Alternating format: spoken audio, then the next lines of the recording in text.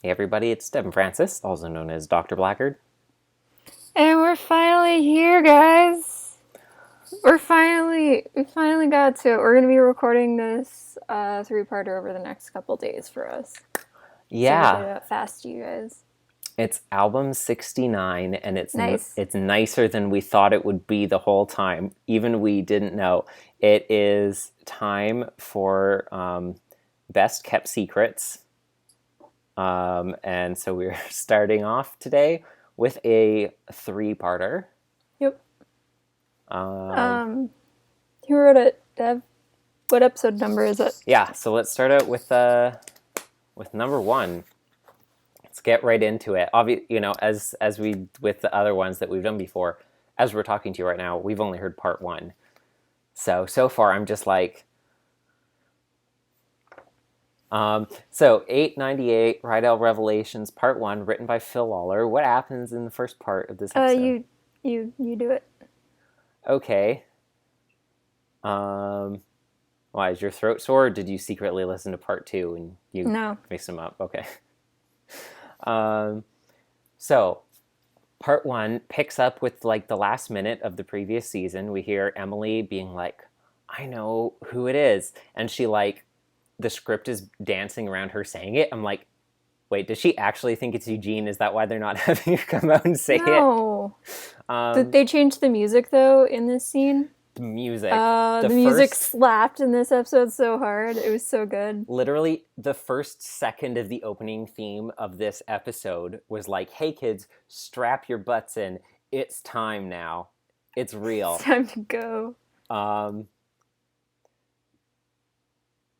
Yeah, so everything hits the fan really fast because Emily's like, I think I know who it is, Mr. Whitaker. I'm not going to tell you who. I'm going to go investigate. And he's like, okay, be careful. And then next thing we hear is Maury screaming, kicking down the door of Whit's office, saying that Emily has kidnapped Suzu, and she left her phone behind, and basically is like, I know because I saw her at the school, and Suzu like ran away from her and like biked away as fast as she could, and then Emily chased her down, and I chased after them, and I like burst into the room, and her room was like all like hurricaned apart, and they were both gone, and Emily's phone was on the floor, and it's full of all these audio recordings of her investigating me. And Whit's like, well, obviously I'm not gonna like let me listen to the recordings. Why was she investigating you? Why do you think all this stuff? And we're just like, fine. And so the entire episode is just listening. Clip show.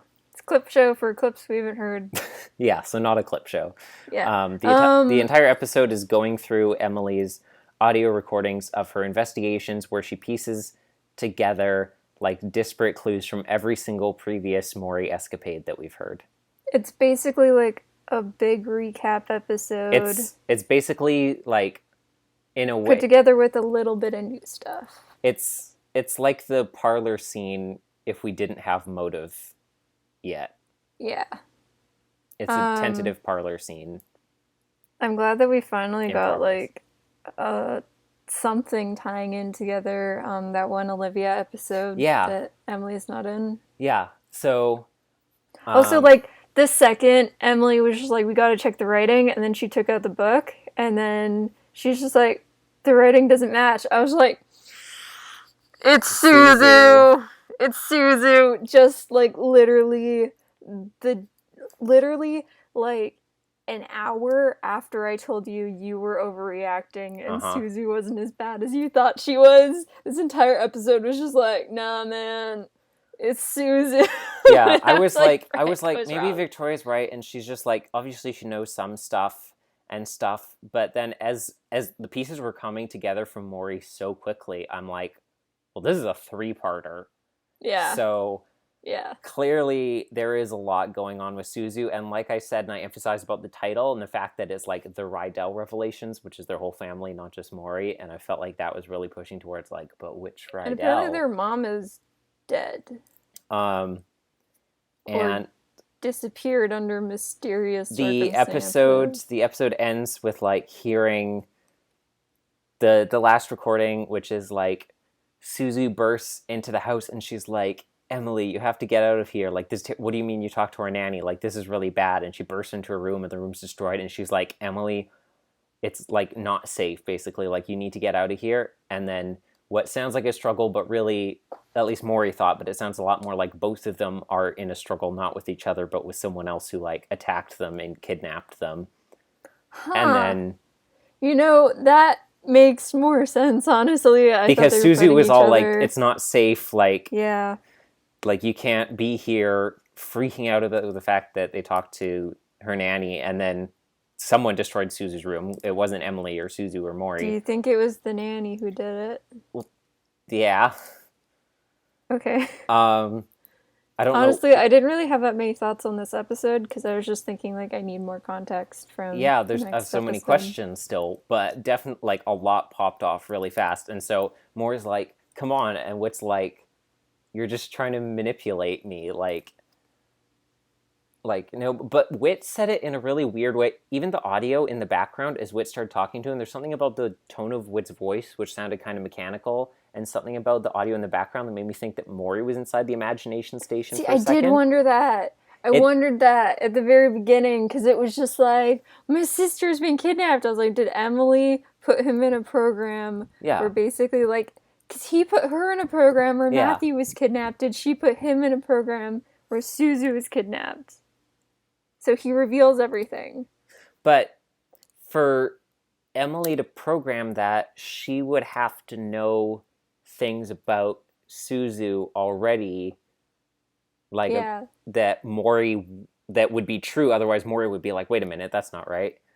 No, I mean, like, what if Suzu was in on it too? Because they convinced her. Interesting. And then they went to Whit with their evidence, and then Whit built a program. I feel like Whit wouldn't... And they put Maury in it. Once upon a time, I would have said that I feel like Whit wouldn't do something so invasive as to use that portable imagination station to, like, honeypot someone's brain, to, like snatch some head crab style, like a half-life barnacle out of the air.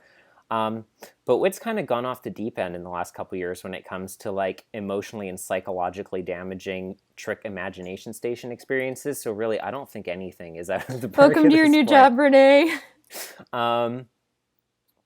Yeah, no, there was that moment there because Whit sounded very stilted, and there was like audio in the background that was like, just kind of, I won't play, or like, you're trying to game me. It was Maury. Like a line before that too, and there's this faint sound in the background of like the air pressurizing that you hear from like the imagination station door, I guess the old door, but sometimes we also just hear that in the background because Whit's office is next to the Bible room.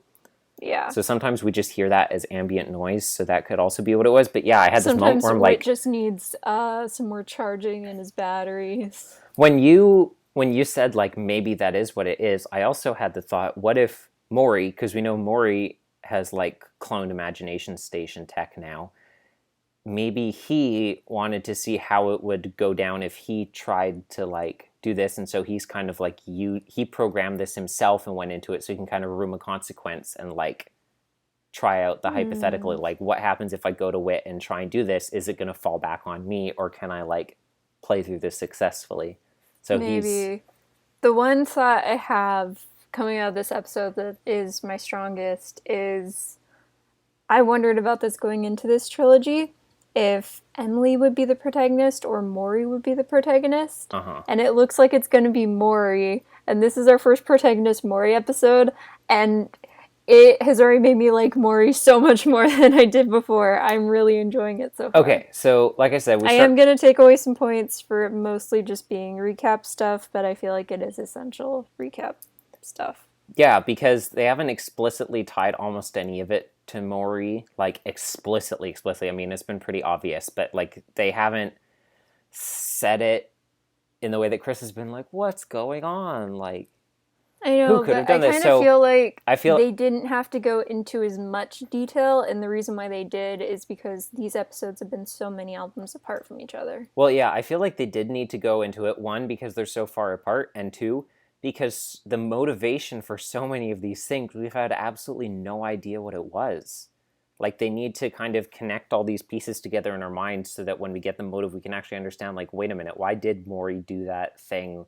with the drama club, and why was he like manipulating drama in the election and all of these things, because a lot of them, like, we've guessed at motive, but I feel like a lot of our guesses as to Maury's intention have been falling apart, and so at this point I really don't know about a lot of them anymore. So I feel like it is really important to tie them all together and to establish how Emily put these pieces together, because I wouldn't have guessed anyway that Emily would find out about like this weird thing that happened with the drama club that no one even thought necessarily had a tie to Maury, apart from the fact that he was there during it. So What did you freak out too when Suzu's notebook was brought up?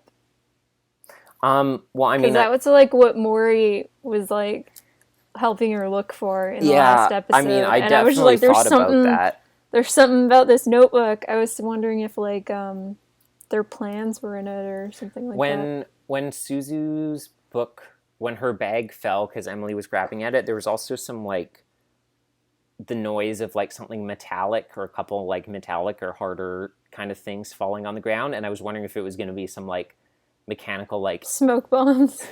no, some like parts of like a gas cylinder or something from the escape room or something like that that Emily would see and like tie to that. But man, the chills. What did you think about when when Emily she just straight up admitted that she knew about the escape room the going into that chills, situation? the chills that I got when Emily was goading her, and then she finally yelled, we never put you in any danger," and I was like, Yeah. I was like, girl. I was literally, I was like, Oh.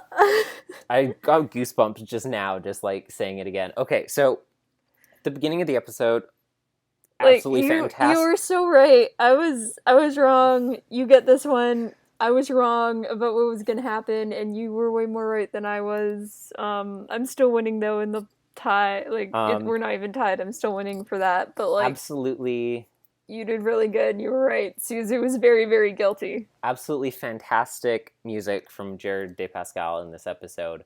Yes, super intense, like right from the get-go. So yeah, I like actually rewound when Chris was saying the credits just so I could like confirm who did the music, because it was so good in this episode. I didn't think like that we would literally pick up by rehashing the last few seconds of the previous season, like not even a previously on or picking up at the moment, but actually like a little bit of overlap to like lead into it. I don't think we've done that since like when Leonard revealed himself like in the bridge between 46 and 47. I think that's the only other time that's happened between seasons. Oh, between seasons. Yeah, probably. Yeah, the music, it just, a lot of it was not only intense, but there's a lot of parts where it's just super creepy in this episode. Yeah. Like, I don't remember the music super well in Sacrificial Escape. I'm sure that was really intense, but apart from that, like, there hasn't been any crazy scoring in any of the other Maury episodes. But it wasn't on this level. Like, this was S tier. It was so good. Yeah, so Maury bursts in, and he's like, Emily kidnapped my sister. And I was like, that's a pretty outrageous claim. I didn't believe that he actually believed that until the end of the episode. I'm like, what is he trying to pin on Emily? Like, this is really strange. And I was like, boy, imagine if Emily really did kidnap Suzu. Like, Whit, at the beginning of the episode, Whit's like, be careful, Emily. Watch out for yourself. Be safe. Don't get into any trouble. And Emily is like, got it. Immediately goes and kidnaps a child. She picks up a Glock, charges towards Suzu. Yeah, so I'm really glad that we got to hear Emily's investigation step by step. Like, I thought that was a really good format to do it. And I really like the fact, like, that we specifically were hearing it through her audio logs, not only because then we get to pull in, like, the timeline of Whit talking to Maury about it, but also because only hearing the audio logs means that we're cutting out, like, literally all of the faff, all of the non-essential stuff. We're only getting the bits that Emily thought was essential to the investigation, and we're not having any transitional scenes, so it made a really concise, like, focused, like, here is all of the stuff that's gone down. It kind of gave me, like, that feeling where you have, like, chapters in books or something like that, or, like, where you have, like, long monologues from characters or flashback scenes in TV shows, like Cloud telling everyone about his backstory. Backstory. And just the fact that there's, like, such long periods of time without any interruptions. Which I get it. That's how storytelling is. If there were a bunch of interruptions, it would be too like It was taking you probably out of the moment there and was few stuff. enough that I'm gonna guess But they were like, probably at the commercial breaks mainly to like separate those out. yeah, that makes sense. I always forget about those existing. Um, but like, there were just moments where I was surprised like Whit didn't say anything. I know. I was I was just like, picturing I like get that it's the story. I get that we can't go over time, but like, Whit, I was Emily's getting attacked. I was imagining that like Whit is listening to this and he wants to say something, but he knows that he needs to like make sure he hears everything Yeah, I was first, thinking because that if he too. like attacks Maury, the more he's not going to let him hear the rest of the audio, and Whit needs to get all the information he can, otherwise he might not be able to get it later. So he's just standing there and his like mind is just going a mile a minute trying to like process all of this stuff, especially Yeah, if he believes that Maury was implicating the escape room thing, and the fact that Maury is like recognizing that Maury's dangerous enough to overcome his own security protocols, recalling that he was a contractor for the Department of Defense. So that's real freaky. 11-year-old boy usurped me. Um, I was so thinking about sorry, I listened to the Young Wood episode. No spoilers, but they did mention the depression at one point. And I was just thinking like, man, this man is over 100 years old. almost, he's almost 100 years old. Like, let him die already, jeez. I don't want Wood to die, but like if it was Release a real him, person, unshackle him from this mortal coil. He's seen so much suffering. He must be so tired. Well, Victoria, Janice should have thought of that before she wrapped him up in her old family heirloom immortality cloth and made him unable to die. I guess that's true. And now he's cursed with eternal life. Yeah, so as soon as we started getting the scene with Zoe, and I'm like, okay, so because they talked about the election, I thought they were just going to touch on a couple of things, but then Zoe, like, she was like, oh, that's kind of like the writing from the writer's ruse. And then when she talked to Olivia and she connected that, I'm like, okay, so we're actually going to like touch on all of these episodes and like start to connect like the red web between everything with the yarn and the pins. And I'm like, okay, I like this, that we're like going to try and piece the evidence together, because Maury has been very clean about all of it. Honestly, the only reason we know what he's been doing is because we've got to hear like scenes with him and Suzu alone. He has left. I mean, even before that, I was suspicious of him. Well, yeah, but we were Suzu. suspicious of him on like a narrative level. Yeah, Like there was I know. there was nothing in a real life situation that he's done that would have made us, if we were like in the public eye of the other characters, would have caught on to the fact that he was involved in anything. He's been very good at it, especially like they mentioned, I forgot about this, with the key suspect, how they like pinned it all on Dion in the end so that Emily wouldn't keep investigating into it and figure out who was actually behind it. They're even like, I keep on finding these characters and things that just come off as totally innocent, just like little cinnamon rolls and never do anything wrong. And there are like two of the books I've read over the past couple months. The ones you have to watch out for. Characters like that. And I was just like, I don't know what their deal is. They've done literally nothing wrong. They've only been little perfect angels. I do not trust these guys with anything. They give me such bad vibes. And then I got further in both books, and then they both went on murdering sprees and turned out to be the villains of both books. Like, yeah, so I loved it right from the beginning that they started pulling apart, like, on the level that we were talking about how like, Maury mentioned to Zoe, like, oh, you know, I just really think it would be a lot more interesting if there's a little more drama in it, like how it was just like a little whisper here and just like, oh, a little offhand comment made here and made to like different people, all these little bits, so that it wasn't like one person could be like, man, Maury's been saying a lot of suggestions that are kind of like pushing me in this direction, but he's like saying to all these different people so that no one would be able to like collaborate together and realize that he's all like moving them all as individual pawns like in one like motion together in a singular direction. if you think about it, A Sacrificial Escape is one of the only Mori Suzu episodes that doesn't have a scene at the ending where Suzu's like, hey, that thing was pretty weird that happened today. And Mori's just like, huh, I didn't notice. It's because she was in on it the whole time. I was completely right, like 2 episodes ago when I suggested that neither of their parents are around. Yeah.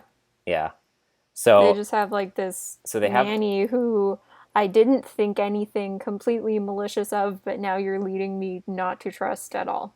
yeah, so they have a nanny. Her first language is Japanese and she's like medium level of English. Um so she's like, "Oh yeah, their mom is dead, their dad is in Japan." And when she's answering Emily's questions at first, and then all of a sudden she gets really panicky and she's like, "I'm sorry, I have to go. I can't answer any more of your questions." And she like runs to the door and slams it shut, just like absolutely abruptly. It almost like that, and the ending almost has like Mysterious Stranger vibes to me of like, oh, Yeah. like the strange housekeeper and like, oh, I can't say anything. Like 318.99. because of that, I kind of think it's not the nanny. Well, I think it is some outside that's force. I that's don't also what think I'm it's the wondering. nanny at Like, all. well, the only thing that points me Because the to nanny was acting basically the same as Suzu was acting. she acted very scared, but Suzu acted very like panicky and frightened about the fact that Emily had talked to her.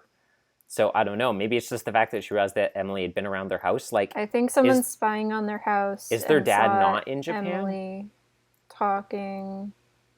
Maybe, oh, could be like maybe their dad Is there and he's like it's like is like crazy crazy like or basement something. supervillain. I mean, look, he's in the embassy, so he's a pretty like high-ranking political official. Like he could have He's like like U.S. kind of embassy, in but Japan. in Japan. Yeah, I almost said Australia. I don't know why. he could have some like big time enemies who could like be coercing his family too or something like that. Like Yeah. I don't know. So I don't know why, but I was kind of surprised the mom was dead. But like Emily, girl, I was like dying during that scene I know. because it was so obvious the mom was I dead, know. and like She's like isn't the nanny was around. having What a hard could time that remembering mean? like the word for death, but she was only off for like one letter, like she said like deed or something like that, Deado is and what like she said. yeah. And And she's Emily like, was she's just like, not I don't around. know what She's you're not talking here. And about. Like, Emily's is like, she at the grocery store? And I was like, Emily, stop. world's greatest detective. Oh, Emily. I'm curious how I keep forgetting her name. It's Miss. It was like Mabor or something like that. Something like that. Um, Also, like, Emily talking to Matthew, and then Matthew's just like, oh yeah, Maury's really good at math in real life too. And Emily's like, he's good at math in real life. And I was like, Emily. well, I thought it was funny because once we found out it was an Imagination Station adventure, I was like, the fact that he was that good at math doesn't really mean anything. He could have just programmed it that way because he was, in that case, a computer program. So anyone could have been that good at math in the That'd be Imagination so Station. funny though, where he's just like, yeah, I'm the most popular kid in school, and I'm great at math, and I'm really charismatic, and I just have like a nat 20 for all my proficiency skills and literally everything. Um, so I'm curious how long this lady's been their nanny because we know that Maury doesn't know Japanese because of the comment that he made to Suzu. But you'd think that if they're being raised exclusively by someone whose first language is Japanese and who's only kind of like Also, like, their middle dad of spends a lot of time in Japan, it seems. his So, sister's Japanese, and but primarily if they're being raised by someone who only speaks like a moderate amount of English, you would this is think why Mori can get away with so much and crap, she's been basically. raising them for quite a while, you would think that like he would know quite a bit of Japanese at this point. So that's kind of surprised to me and does raise the question maybe she hasn't been looking after them all that long. Um, Maybe. yeah, so Emily keeps investigating. She talks to Olivia. Olivia just happens to mention the fundraising thing. And she was like, yeah, that's kind of weird. And Olivia picks up on the thing that she was like, the weirdest thing was it felt like I was kind of being like manipulated in a way, like I was being tested, which Emily picked up on and started to connect it to the last couple things that have happened. So I was glad that they made that connection just like we did. I was just thinking about what you said about the Parkers being like phased out Uh-huh. the entire time Olivia and Matthew were speaking, and I was so bummed out.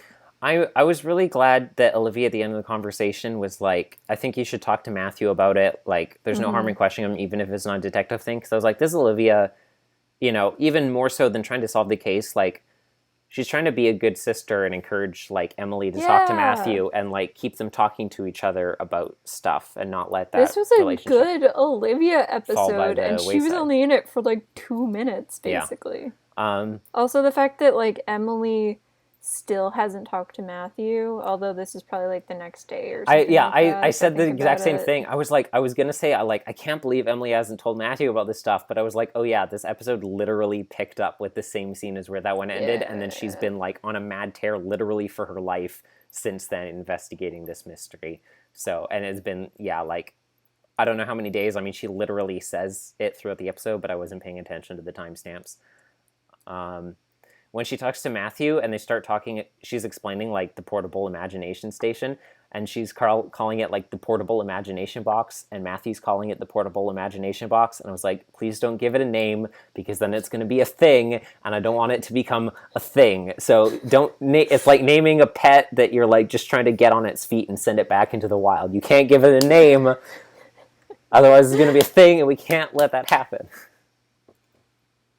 So finally, Emily's like, I need to talk to Suzu. And I was like, oh, it's all going to kick off. And Suzu's like very scared, and she's like very apprehensive, and she doesn't want to talk to Emily about it. And then when she's like, yeah, I talked to your nanny this morning, and she was like, wait, what? And she's like, you talked to her? And she's like, really? Suzu's like, but my nanny's been dead for 10 years.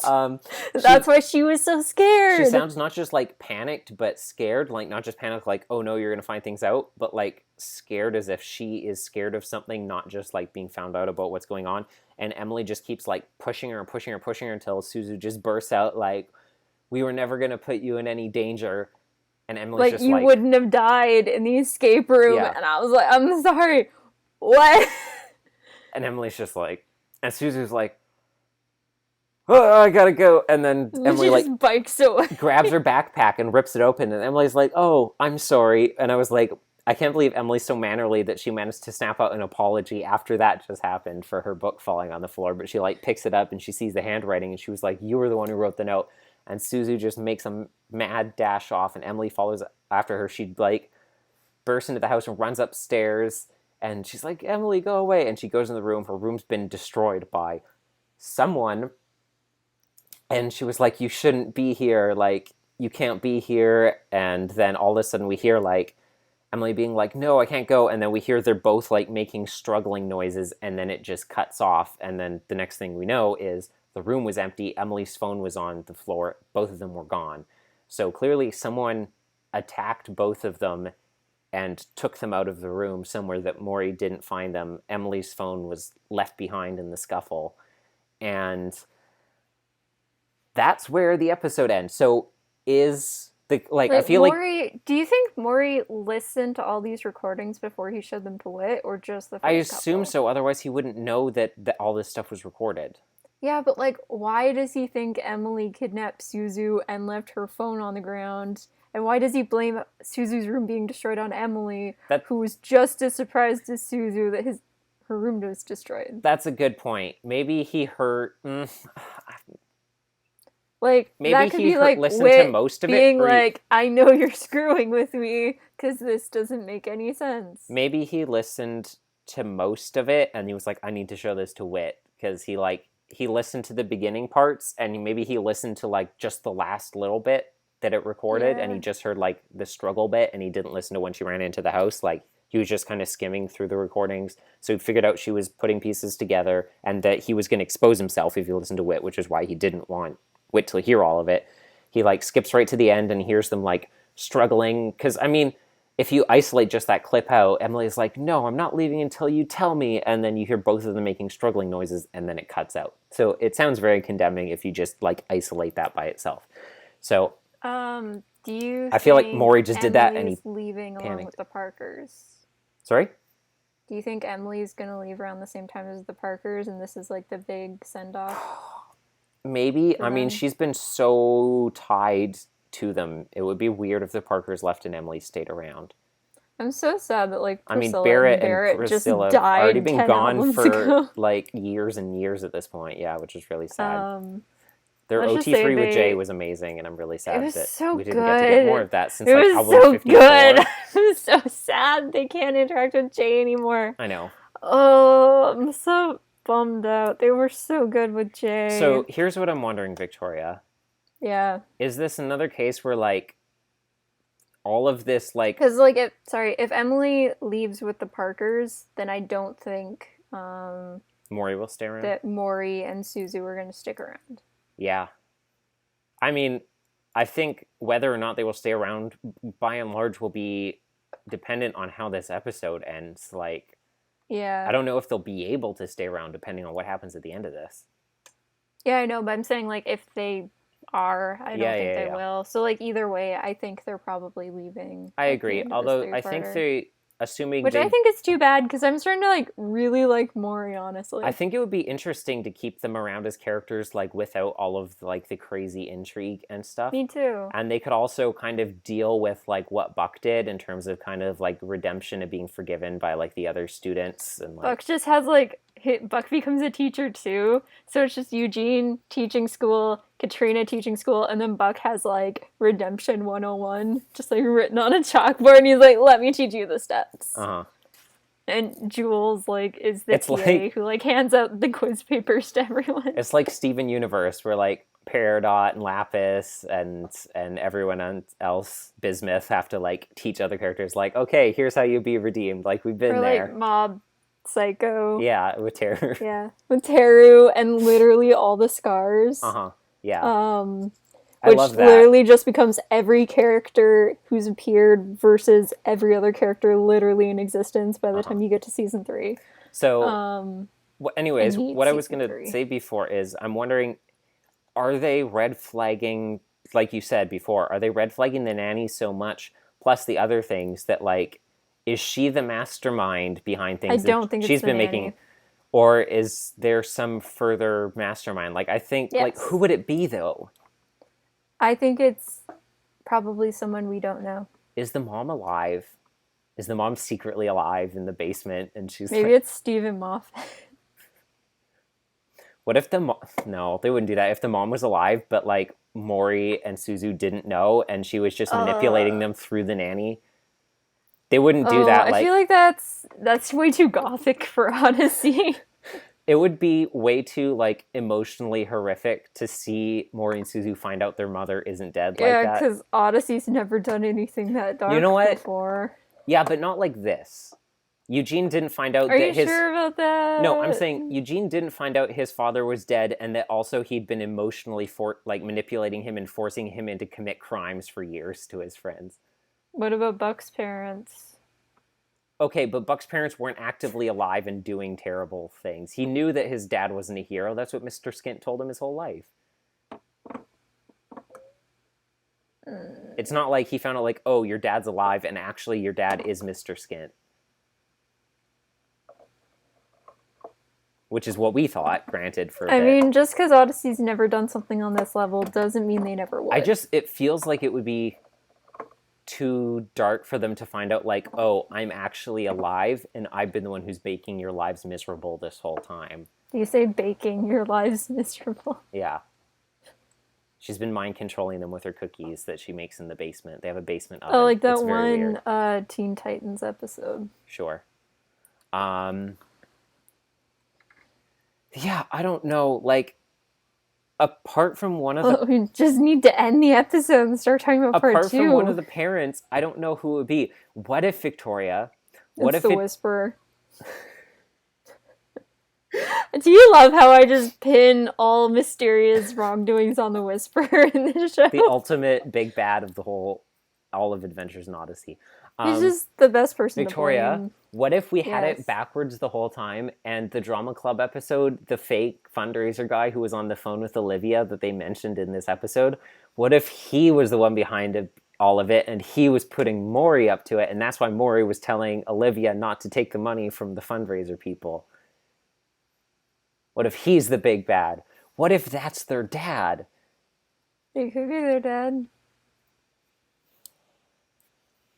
Yeah, I feel like because I feel like I did wonder that at one point while listening to that episode originally. I was thinking, like, Maury just gives his dad a piece of paper. He's like, here, read this and call this person. It's for school. I'll record it. yeah, And I then think he his did say dad. that. But like, what if their dad is? Because I forgot that Maury was like, "Hey, you shouldn't take it," and it could be that like Maury was. I think he was just playing her basically when he I said think part that. of it, because if we're looking now, as in Maury is trying to like get them to like learn these lessons or like kind of show like whether or not their faith is real, and they'll actually put it into action when the going gets tough. If So he you're was, leaning into my idea of Maury the teacher, basically. well, yeah, and I think this episode backs that up as well. Like the way they were talking about, like, oh, like you felt like you were being manipulated. I felt like the next step down from that was like they're figuring out, like, oh, you felt like someone was trying to like test you or give you a lesson, and because Yeah. we've seen more doing that. So I'm wondering, and because that did come up in the episode too, like this idea of like you made this promise, are you going to follow through on it, and are you going to like misuse, like are you going to misappropriate funds to do it, and if not, then where are you going to get the money, what are you willing to sacrifice in order to keep your promise? It could be that Maury was telling her not to do that because he was trying to be like the angel on her shoulder in that situation to try and like encourage her towards the right path and not take the easy way out to like try and guide her along that path. So he's trying to like play both sides and like keep her in the middle of the road to see where she sends herself.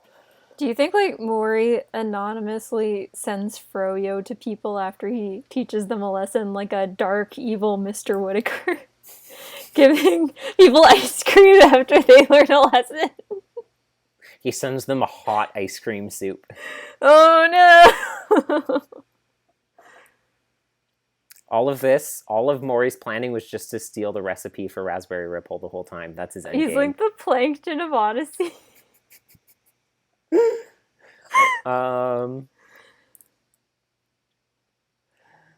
That's why he's so We good need- with computers. Suzu is Karen.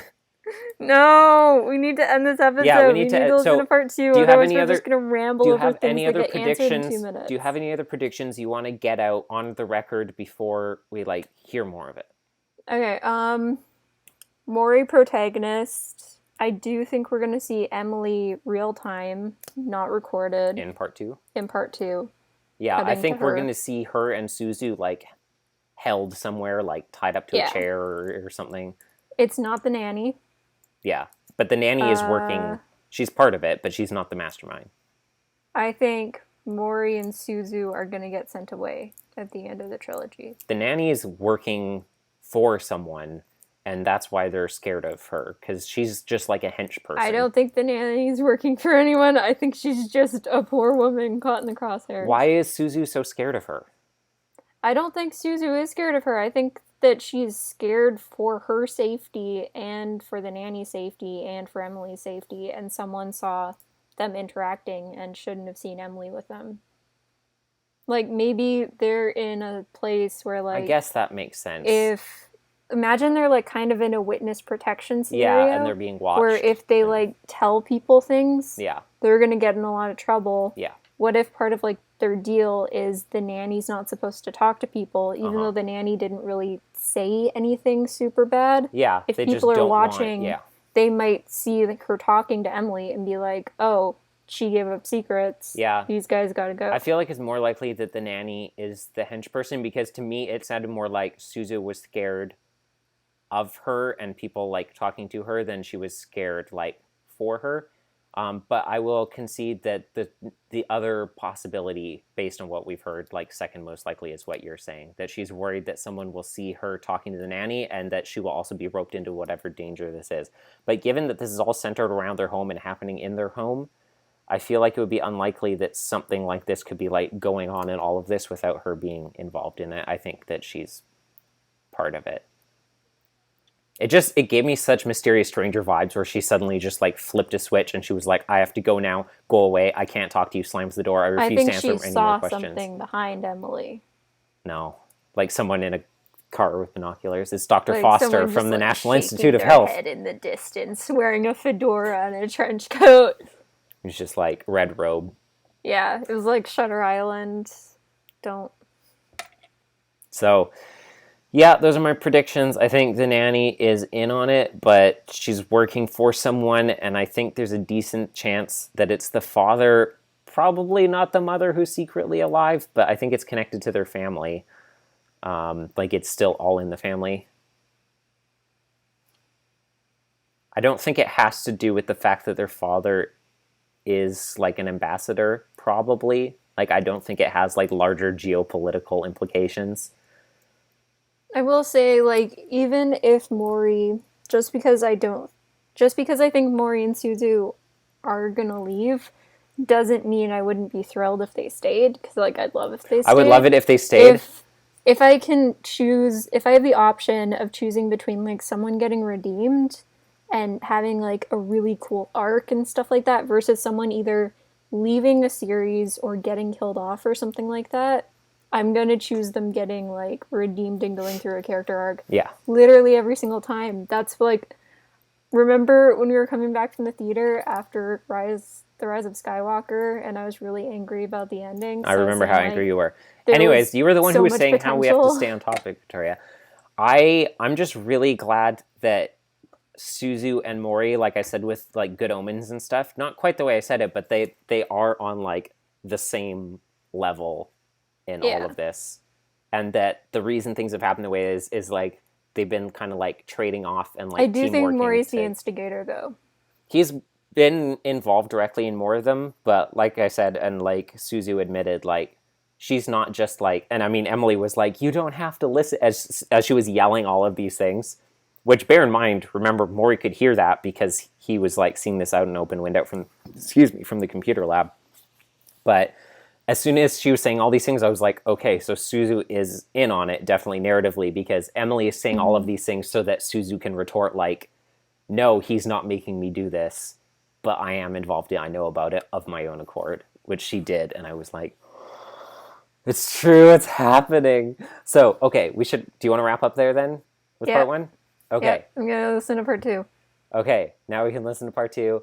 I'm really curious about what our faces are going to be like when the camera comes back when we record this next part tomorrow. So, let's switch over to that now. So part two is over now. I was kind of thinking, like, how much can happen in part two? So how much can happen in one part? I just want to say, there were things we were both right about. Mm-hmm.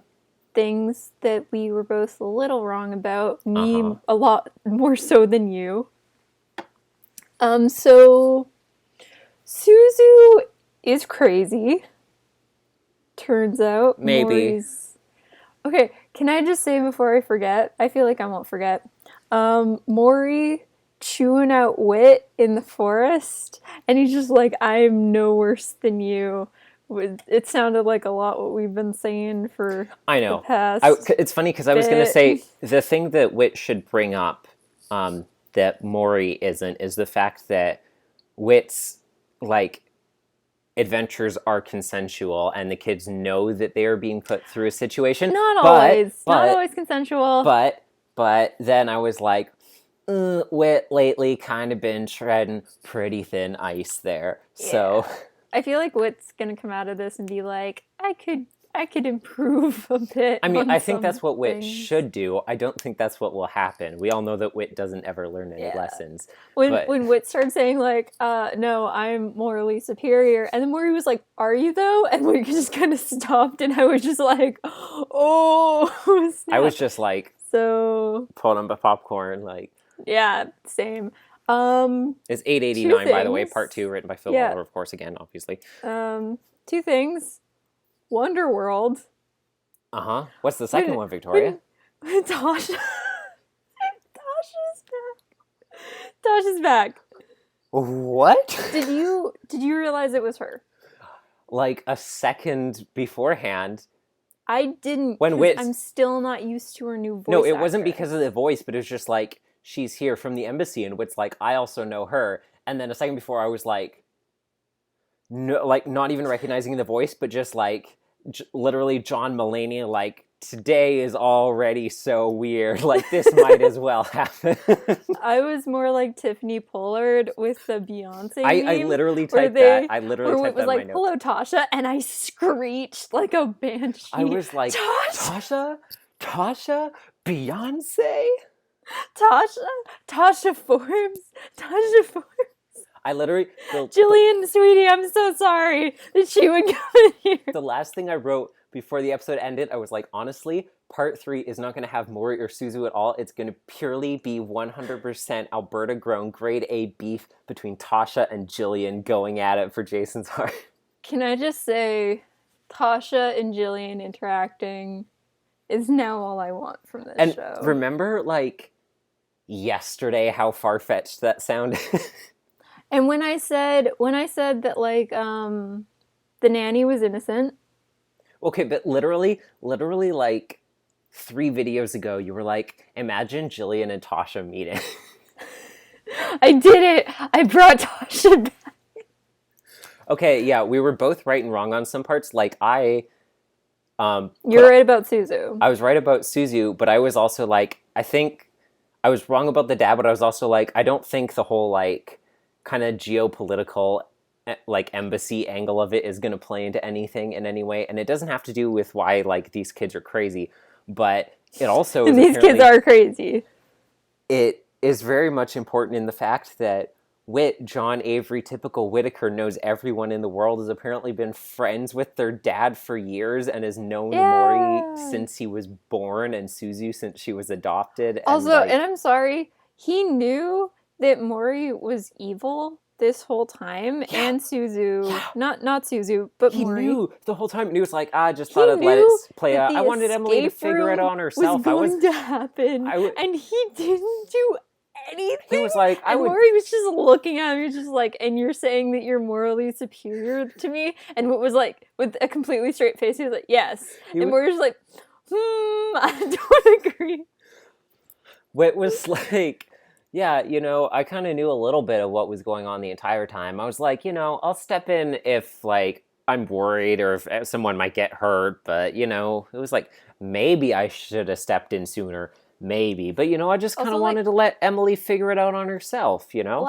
Last episode, sorry, not last episode, Further from the Truth, Emily was like, Whit, did you figure out the voice decoding? And Whit, like, actually, I think even by himself, she doesn't even ask. Mm-hmm. She's just talking about, like, oh, I don't know who did the, like, escape room thing. And he's like, and I'm no closer to figuring out who that voice is. And like, boy, you done been new. You awful piece of trash. You put Emily and Matthew through an extremely scarring experience for both of them. And you knew what was going on, and you could have stopped it. And he knew Maury was the voice, and he could have been like, hey, Maury, I know it's you. Cut that crap out. Because, like, Emily and Matthew couldn't hear, so it would just be between him and Suzu and Maury. Well, and, like, they heard him, too. He was speaking to both of them. Yeah, but, like, Emily and Matthew could hear Maury. They couldn't hear Whit. Yeah. Yeah. So, like, I bet Whit could have gotten Maury to stop without Maury outing himself to Emily and Matthew. Like, and he didn't. And John Avery Whittaker, what would Fiona and Harold say about your behavior? So, the biggest plot twist yet in this saga. Also, Whit, when he was, like, praying several episodes ago, he's like, Lord, something's going on. Like, yeah, and you can stop it, and you're not. You're not. Like, I really He's like, Lord, something's going on. I don't know what it is. And God's like, wink. And Whit's like, wink. I really just got to question the writing choice. Literally, the biggest plot twist in Odyssey now has happened, where we thought in this saga it was like Maury's the big bad and then Suzu's the big bad. It turns out Whit is the big bad of Odyssey. This episode, I don't think Whit... I honestly legitimately hated Whit in this I don't episode. think Whit knew 100% as much was going on as you're inferring from that line. Like, he knew that Maury had these capabilities, and you could tell some things were going on. I don't think he grasped the entire extent of it. It I makes know, and it he said, sound like, like I would have stopped things, but he also had the line where Maury was just like, then why didn't you do anything? He's like, well, I guess I wanted to see how things played out just like you. And I was like, that's not a good he look. also, I think he It's not a implied good look, that he kind of wised up to the fact that the escape room like wasn't actually a lethal trap, that the kids weren't in mortal peril. That doesn't matter. No, I know. I'm just... If you give someone a gun and tell them they have to shoot themselves and it's full of blanks, like... Until dawn. Yeah, like Until Dawn, that doesn't mean they're not going to come out of it mentally scarred if they don't die. I think we have to say that if we letting Whit off the hook here is basically the same as letting Maury and Suzu and Josh off the hook in Until Dawn. Yeah. And you and I both feel the same way about Josh in Until Dawn. Like, Until Dawn and this are both the scenario where we call this a wrong, which, if you remember, John Avery Whittaker is a game you made in the first place. Where just because people are doing bad things and you do bad things in retaliation doesn't mean that you're not doing bad things. You're both being awful people. What are you doing? Okay, so we start out... Also, the line where it was like, oh, she's in a house, in a tree, and then Whit's just like, oh, that's Wonderworld. And I was just like, I'm sorry, what did you just say to me?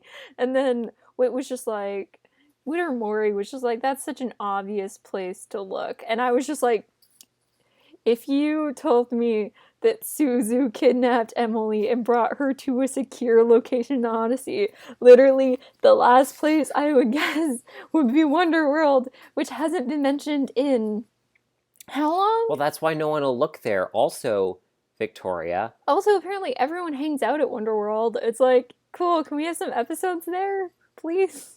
Also, Victoria, consider this.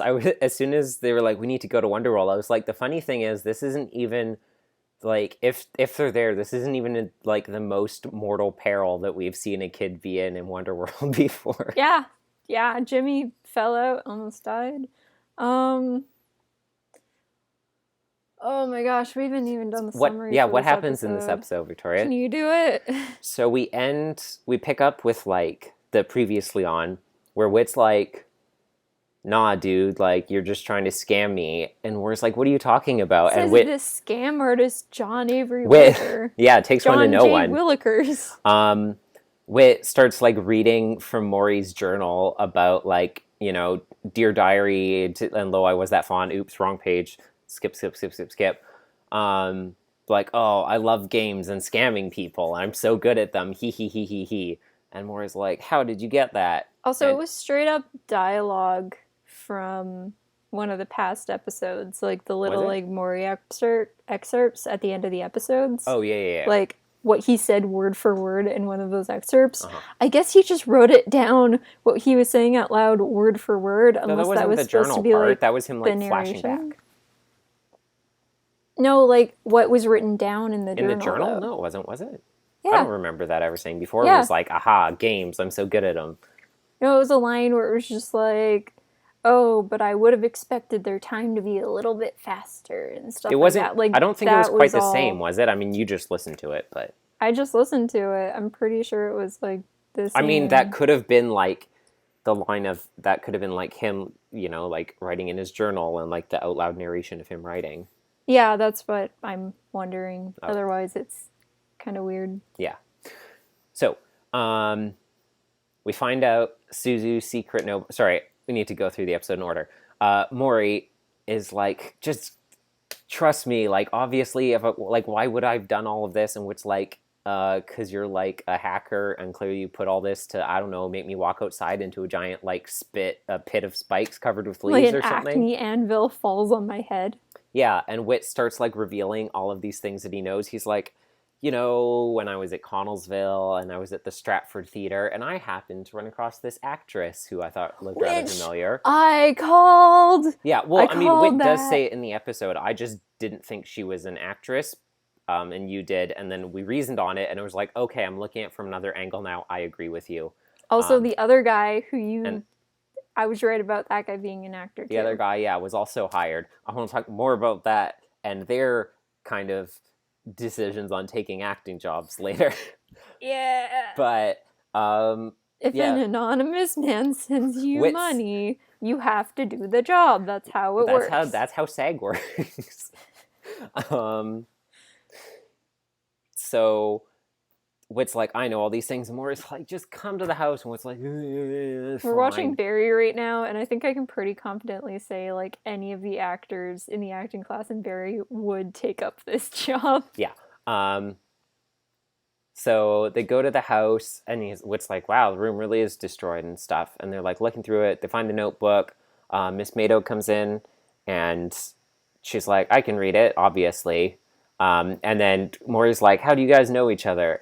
And Whit's like, well, I've been friends with your father since before you were born. It's like, do-do-do-do-do-do-do. Well, it all started Yeah, and we get, like, all these flashbacks about Maury's dad and why they came to Odyssey, and it was because of Whit, and about, like, Maury being, like, this scary, frightening child, and he's like, we need to get him out of the embassy before he, like, launches nukes on another country or something. Also mentioned a secretary. And he keeps cozying up to this secretary named Natalie. Yeah, who all I could think of was, like, Miraculous Ladybug, and I was like, oh no, this is where the influence is coming from.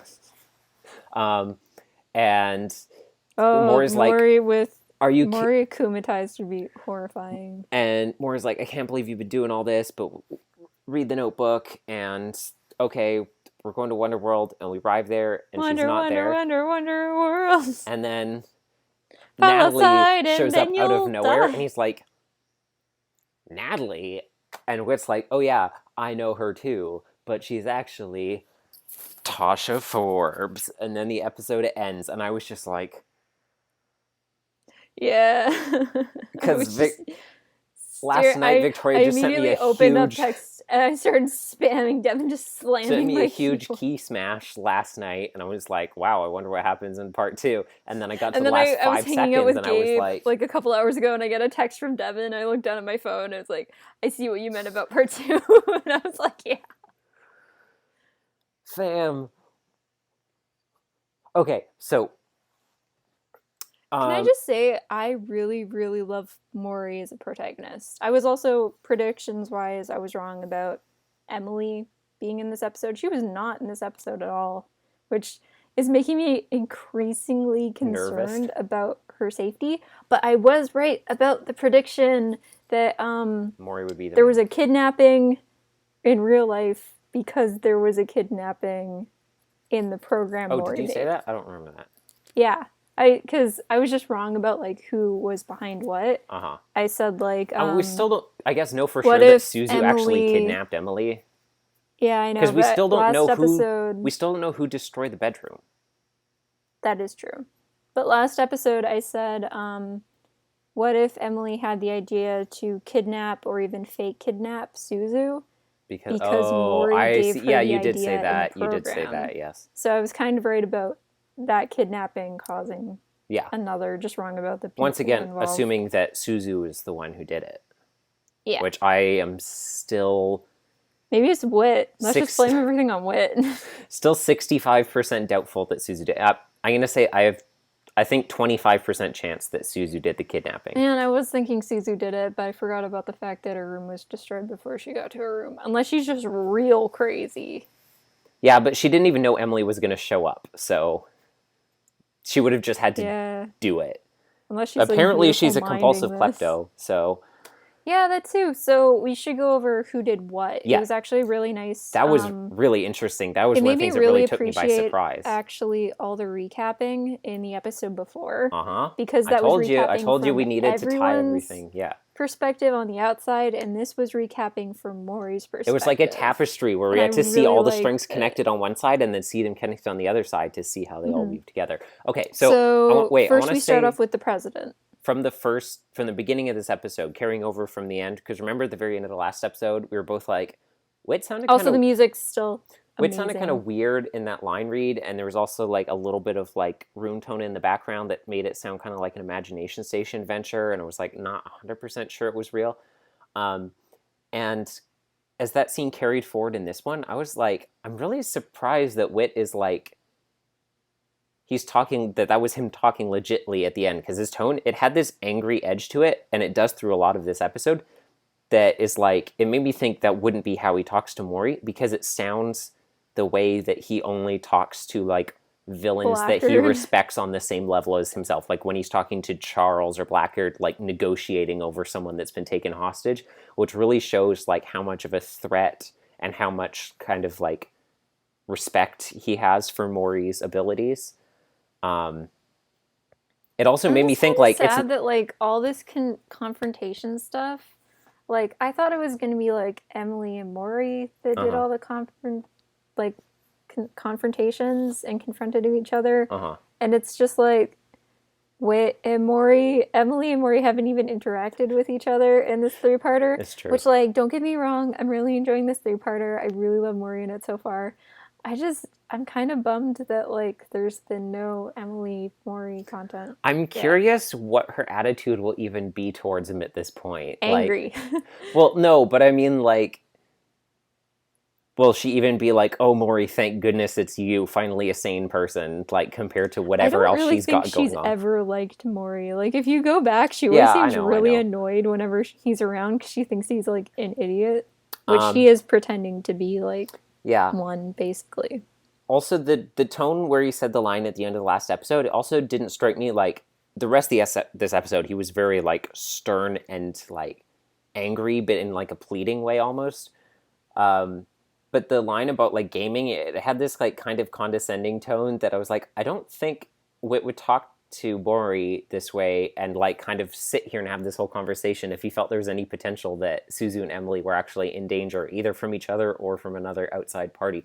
But I guess he really did believe that Maury literally just, like, created the audio and hacked into Emily's phone and like implanted these audio files and stuff, and that it was all completely fabricated, which I didn't expect him to think that like that was all just one more hugely elaborate setup. But I mean, if he could do that to the Imagination Station, there's literally nothing you could put past him. Whit reveals like all the stuff he knew about the theater and the actors and stuff, and he's very kind of like smug about it, and Maury's like freaking out because his sister's in danger.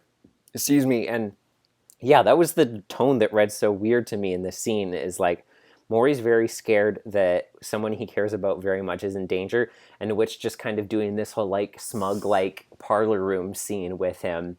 Again, I really loved Maury in this episode, and I really hated Whit. I get Whit that you believe that Maury is conning you, and I understand that, but it doesn't seem in character to me that Whit would be confident enough that Maury is conning them to weigh that risk against, like, the risk that he's not they're actually in danger. About it. Yeah, like the cost risk analysis there would say like there's a small chance that he's not conning you, but it presents like a massive danger that is too much of a risk, even with that small percentage of chance, to like outweigh your like whole like, oh, look at all the detective work I've done. Look how I unmodulated your voice. And yeah, like I said, I feel like we should mention how Maury's just basically having a 25-minute long panic attack in this episode, and I felt so bad for him. These actors got phone calls from a modulated voice that wanted to hire them and pay them in advance for roles where they were clearly fooling real-life people. One of them that involved seeing kids locked inside an airtight chamber. Apparently he paid them a lot of money. And then abandoning them. It was just like, they're very nice people. Like, are you sure about that? Like, Miss Popoff, she's like, I'm going to go down. I see these kids have been, like, sealed inside, like, an airtight safe, and I'm going to go off to call someone. I'll be right back. And then she ditches them. And they just took these roles. Like, I know finding paying work for small-town actors is desperate work. But, like, yikes. I mean, realistic, but still. I mean, like, he could have told them, like, oh, they're in on this joke, or, like, we're pranking these people. But, like, both of the things just seem really serious. I mean, like, I get that the idea that the escape room thing could come off as a prank to someone uninformed. Like, yeah, if it ended a lot sooner and she didn't know that he was going to be like, one of you has to choose who's going to live. Emily What was that guy's deal? Like, he has no excuse at all. I don't know. He's It, just it like, has and less physical Olivia's involvement. like, is this a scam? He's like, no siree, I assure you, ma'am. This is not a scam. We will give you that money. I don't know. I feel like that one, at least, because it's just like one conversation or two over the phone, is a lot easier to talk someone into doing, and they also don't know where it's being delivered to, as opposed to going to this building and seeing small children trapped inside a life-threatening situation and then just ditching them. I mean, she probably didn't know that it was life threatening. Yeah, but she knew that like she was like, oh, all the safety measures have been like yanked out and everything, and oh, it's airtight. I need to go like call someone to come and fix this, and just peace. She's like, man, can't wait to put this on my resume. Yeah, it's crazy to me that Whit is like, I am this sure that Maury is giving me like, he is taking such a stance against how much he believes that this child, that his intentions are truly evil. Like, I get that with like Blackard and Charles, he's like, I'm willing to believe this about this, but with kids, usually he like gives them the benefit of a doubt for a while, right? Before he's like, okay, I need to do something about this. He is so sure taking a stance on Maury's like deliberately and fully evil intentions I mean, that if we think about it, he's Whit willing would to know bet more Emily and about Maury's Susie's background than life us. on it. I know, but he doesn't know that Maury had nefarious intentions. Like, that wasn't part of the backstory that he got about Maury's like No, computer skills. I mean, We don't don't know what he completely did know at what the Maury embassy. did. Granted. Apparently, he almost caused an international incident. Yeah, We don't get any details but that on could just mean running through the crowd and tripping over a diplomat's foot, and it was the wrong diplomat. What if he tripped a diplomat when they Yeah, were like walking it could down? be something as small as that. It doesn't have to be like, oops, I hacked into nuclear launch codes on Tasha's I mean, computer. I bet he did do that. He probably did, and it was Tasha's computer, so she probably had access. Tasha was like, I'm bored. I'm gonna let this kid hack my computers and launch some nukes. You know what's really funny, Victoria? As soon as Maury was like, wait, you and Mrs. Mado know each other? And then Whit's like, yeah, how do you think I got the journal? And he was like, what? And I was like, oh, I honestly thought, I literally wrote this and I forgot about this. I was like, I honestly thought Whit was going to pull out some like really long ago backstory about how he's known Mrs. Mado for like 40 years or something. And the fact that she moved to Odyssey was just one of those crazy coincidences. And then 5 minutes later, he's like, oh yeah, I've known your father for 30 years. I thought he was going to say, for a split second, I was so worried he was going to say, like, oh yeah, me and Mrs. Mado are in a relationship. For like a second, and I was like, no, that's too stupid. Surely they wouldn't do that. And then I thought they were gonna say like, oh yeah, we taught at the same school, because they always pull that with Whit. School. Like all the time. They do, but I don't. Like, she's not so from much. Odyssey though. We knew that she's been nannying them for a long time, and that's why you'd never suspect her. So, yeah, as soon as Whit's like, well, you see, Maury, I used to do work for the government, and I was like, okay, I was wrong. It is actually geopolitical government spy nonsense. Yep. And was like, never mind what, but I spent a lot of time at the American Embassy in Japan, and I'm BFFCs with your dad, and I was invited to your parents' wedding, and I got news of your birth, and Suzu's adoption. And Maury's like, that was... Maury's just like... That was pretty shocking, and the fact that Whit, like, this whole time, before he had any reason to think that Maury and Suzu, like, he was supposed to be like, oh, I'm another person who's kind of looking after you guys, I'm looking out for you, I'm here to help you, and stuff like that. Can I just say, Whit has been so completely uninvolved in Maury and Suzu's lives in every single episode. What? Like, Whit has never seemed like he cares about them at all in any way. He's, like, never said... If he's supposed to be like, oh, I'm like, I've never, his dad... Nary has there been a meaningful interaction betwixt the three, never they shall meet. Like, Randall Rydell was never like, wait, you're my blood brother, on this oath you're sworn to secrecy, you must watch over my children, but you can't reveal yourself unless it comes to some, like, Obi-Wan Kenobi kind of situation. Like some 39 clues kind of nonsense. Yeah, he was like, look after my kids, and, like, you don't have to help raise them, but, try and teach them lessons and look out for them because you're my friend. And then they live in the town for months. Whit says nary a word to them of the fact that he's, like, known about them for literally their entire lives. Like, I get once he knows something weird's going on, he's like, I need to, like, exchange keep an eye. some words with them in this episode. Or Whit had that entire B-plot with Suzu the whole time they were trapped in the escape room.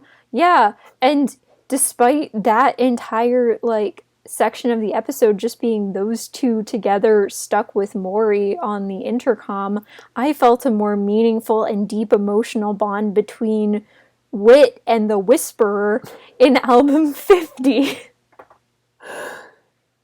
Also, like, we hear kind of Mrs. Mado talking about Mr. Rydell and, like, how they came to live in Odyssey.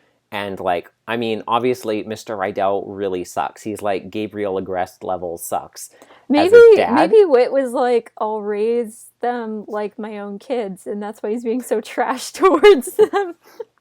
It is funny, because I was like, Whit, he was like, I'm a terrible father, Whit. I don't need to know what to do. I was like, yeah, Whit is also a terrible father. Like, I mean, out of the fire into the frying pan, I'll give you that, but, like, it's still a hot frying pan. Yeah, like, Mr. Rydell sucks so bad. I'm like, I'm really surprised that Whit was apparently such close friends with him for so many years. He's like, yeah, I need you to raise my kids. Also, he was just like, I know your father, Maury. He's a good man. I was listening to this, I was like, is he though? Is he? Are you sure about that? We also found out that Maury's got some sort of genetic dyskinesia, which I thought was really interesting. Same. That, as far as I can think of, hasn't really come up, except for the fact that Matthew was just talking about how he has, like, really bad penmanship. And I think that was supposed to be that's why Suzu... Yeah, but I was trying to think if any other stuff had come up before. Like, it could be foreshadowing. Yeah, what if he falls off the ladder coming out of Wonderworld or something? I don't know. Oh, that'd be bad. But they're not in Wonderworld right now. Oh, wait, no. He ran up into the... I don't know. I'm just thinking, because... time for someone to watch over me, part 2. In the last 2 seasons of Doctor Who, there's been a main companion who has the same thing. And just... I'll take your word for it. Periodically has, like, fits of dyskinesia and, like, kind of loses fine motor coordination and stuff like that. And so if it's in a precarious moment, such as climbing a very high ladder or, like, some kind of dangling thing, like, could, you know, just suddenly lose grip and let go and fall.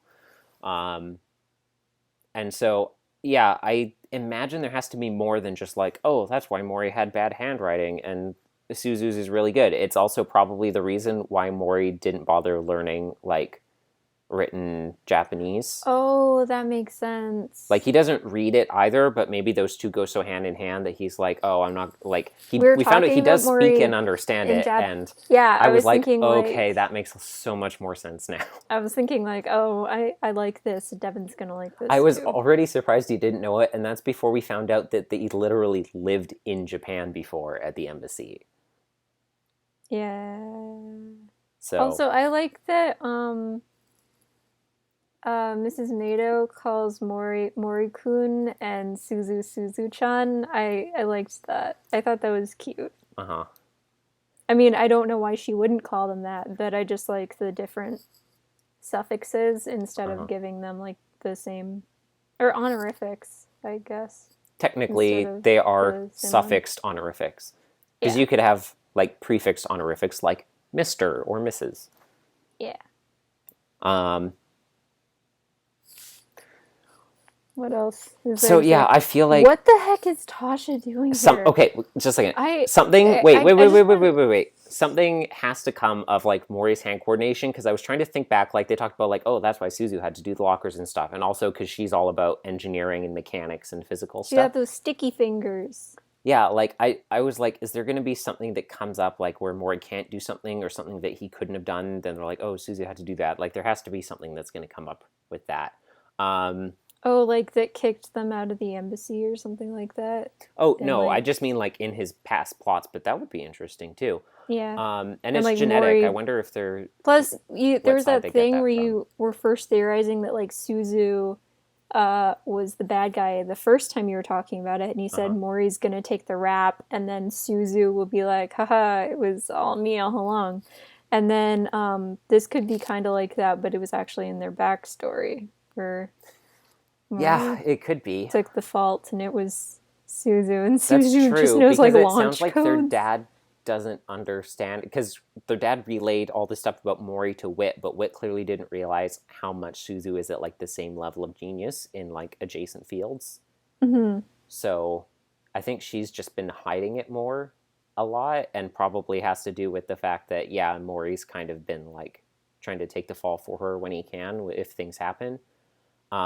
Clearly he's been like trying Can I to just cover for say, her with like stealing stuff legitimately, and stuff. Suzu kind of freaks me out now. Because she, yeah, like we said, she's just like compulsively ganking stuff, and Maury's just running around like putting it back and trying to like cover for her this whole time. Um, yeah, so like you said, we find out that like it wasn't what we first thought, which is like, oh, Maury's doing all of these things, and Suzu like either knows about it or she's like kind of sidekicking along a little bit. And it also isn't like, oh, they're both like equal teamwork doing all this stuff, but it's more like they're playing some like well-intentioned, quote unquote, like just really twisted chess game with each other, with the other kids as the pawns, just trying Which to. I was totally right about. My theory about Maury being the dark Mr. Whitaker, they all but used those words Mm-hmm. in this episode. Also, there was no mention of Maury leaving froyo or melted ice cream. Yeah, so they're just like kind of, it's not even like they're going back and forth and doing things, but it's like one of them will do something, and one's like, oh, that's cool, do the other thing. But it was interesting. So it wasn't that Maury was trying to teach them lessons, but it was that he was just trying to test them, not for their own sake, but for his sake, because he was just like, oh, I've never really, like, growing up in a very isolated environment, never had much exposure to Christianity, and the stuff that I get from the media seems like really hokey and bad. So when I see this exposure, and you know, I see like, oh, Suzu is kind of like getting morals rubbed off on her a little bit. So I want to, just need to test the waters, need to make sure this isn't some weird death cult thing. So I'm just going to kind of test and see if they're going to put their money where their mouth is, literally in Olivia's case. Olivia starts throwing up coins. Yeah, that's all her college fund. Do you think that Suzu... Hear me out. Mm-hmm. What if Suzu did trash her own room, Mm-hmm. did kidnap Emily, Uh-huh. knows that Emily records her cases, because Emily has recorded all her previous cases Uh-huh. in all her Does past she record them? episodes. I always thought she was just narrating like into the ether, like to I the did audience, too, like the fourth but wall. like Maury explaining that she records her cases makes I it guess all so. kind of click into place for me. That makes a lot of sense. Yeah, I'll give you that. So she knows both those things. Uh-huh. Maury always like hypes Suzu up as like the mystery solver. Mm-hmm. What if Suzu made a mystery for Maury to solve? And then this is why she took Emily, so Maury can have his own mystery. Or for she once. was creating a mystery for Emily, like the next stage and whatever, like this is the next game I'm going to play. I'm setting up this stage. And then Emily comes to her questioning things, and she's like, I need to get out of here. And then she just kind of sees the window of opportunity open, decides to move up her timetable, and says, I'm going to play the trashed room game now. Like, we're moving now, ahead of schedule. This is not a rehearsal. It's like when your mom's about to come home and was like, I want you to clean the house. And then you realize you have like 1 minute before your mom gets home. And Susie's like, oh no, I have 1 minute before Emily comes into my room. Oh, you think she trashed her right there? Oh, that's true. I guess that's also a possibility. Yeah. Yeah. No, I mean, like, beforehand, she was like, oh, my room is trashed right now because I'm in the midst of, like, setting up a mystery for Emily. She'll think that I'm kidnapped or something. And then Emily's chasing after her, and she's like, she's going to come to my room. And she's like, okay, I guess it's time to enact, like, plan alpha, beta, sigma, phi, gamma. Right now, we're doing it. This is the real deal. I mean, if it's happening ahead of schedule that Suzu hadn't fully set up, it does make sense that Maury wouldn't know about it yet. Yeah. Because, like, it sounds like Suzu, which we basically have confirmed by the end. It makes sense now why, like, Suzu would be like, what are you up to, Maury? It's not like, what are these evil things you're doing? It's like, oh, what are you doing this time? Like, what's your play on this one? In of more of a like, oh, I see what, yeah, oh, I see the German ambassador maneuver. I remember this one I remember this one clearly from from the when you were summer 3 years of old. '07.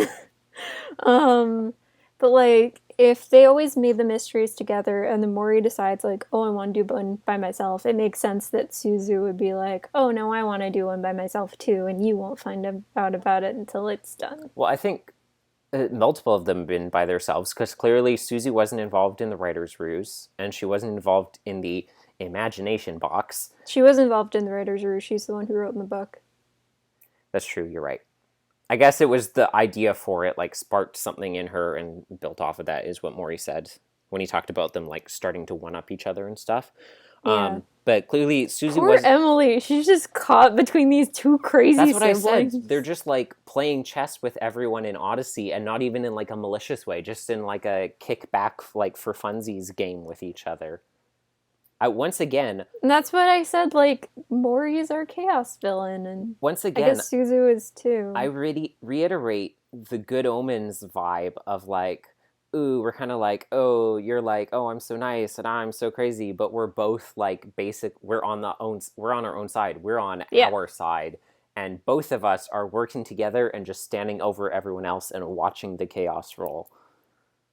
Yeah, pretty much. Except for, I get the vibe that Mori and Suzu wouldn't care that much if the world was ending. Because apparently Mori is pretty bad at being bad, and Suzu is pretty bad at being good based on our previous expectations. So I think they fit pretty well into my original imaginations of Good Omens. They are pretty Az and Crowley. Yeah. What I still don't understand is why is Tasha there? And also, what was with the end of Sacrificial Escape?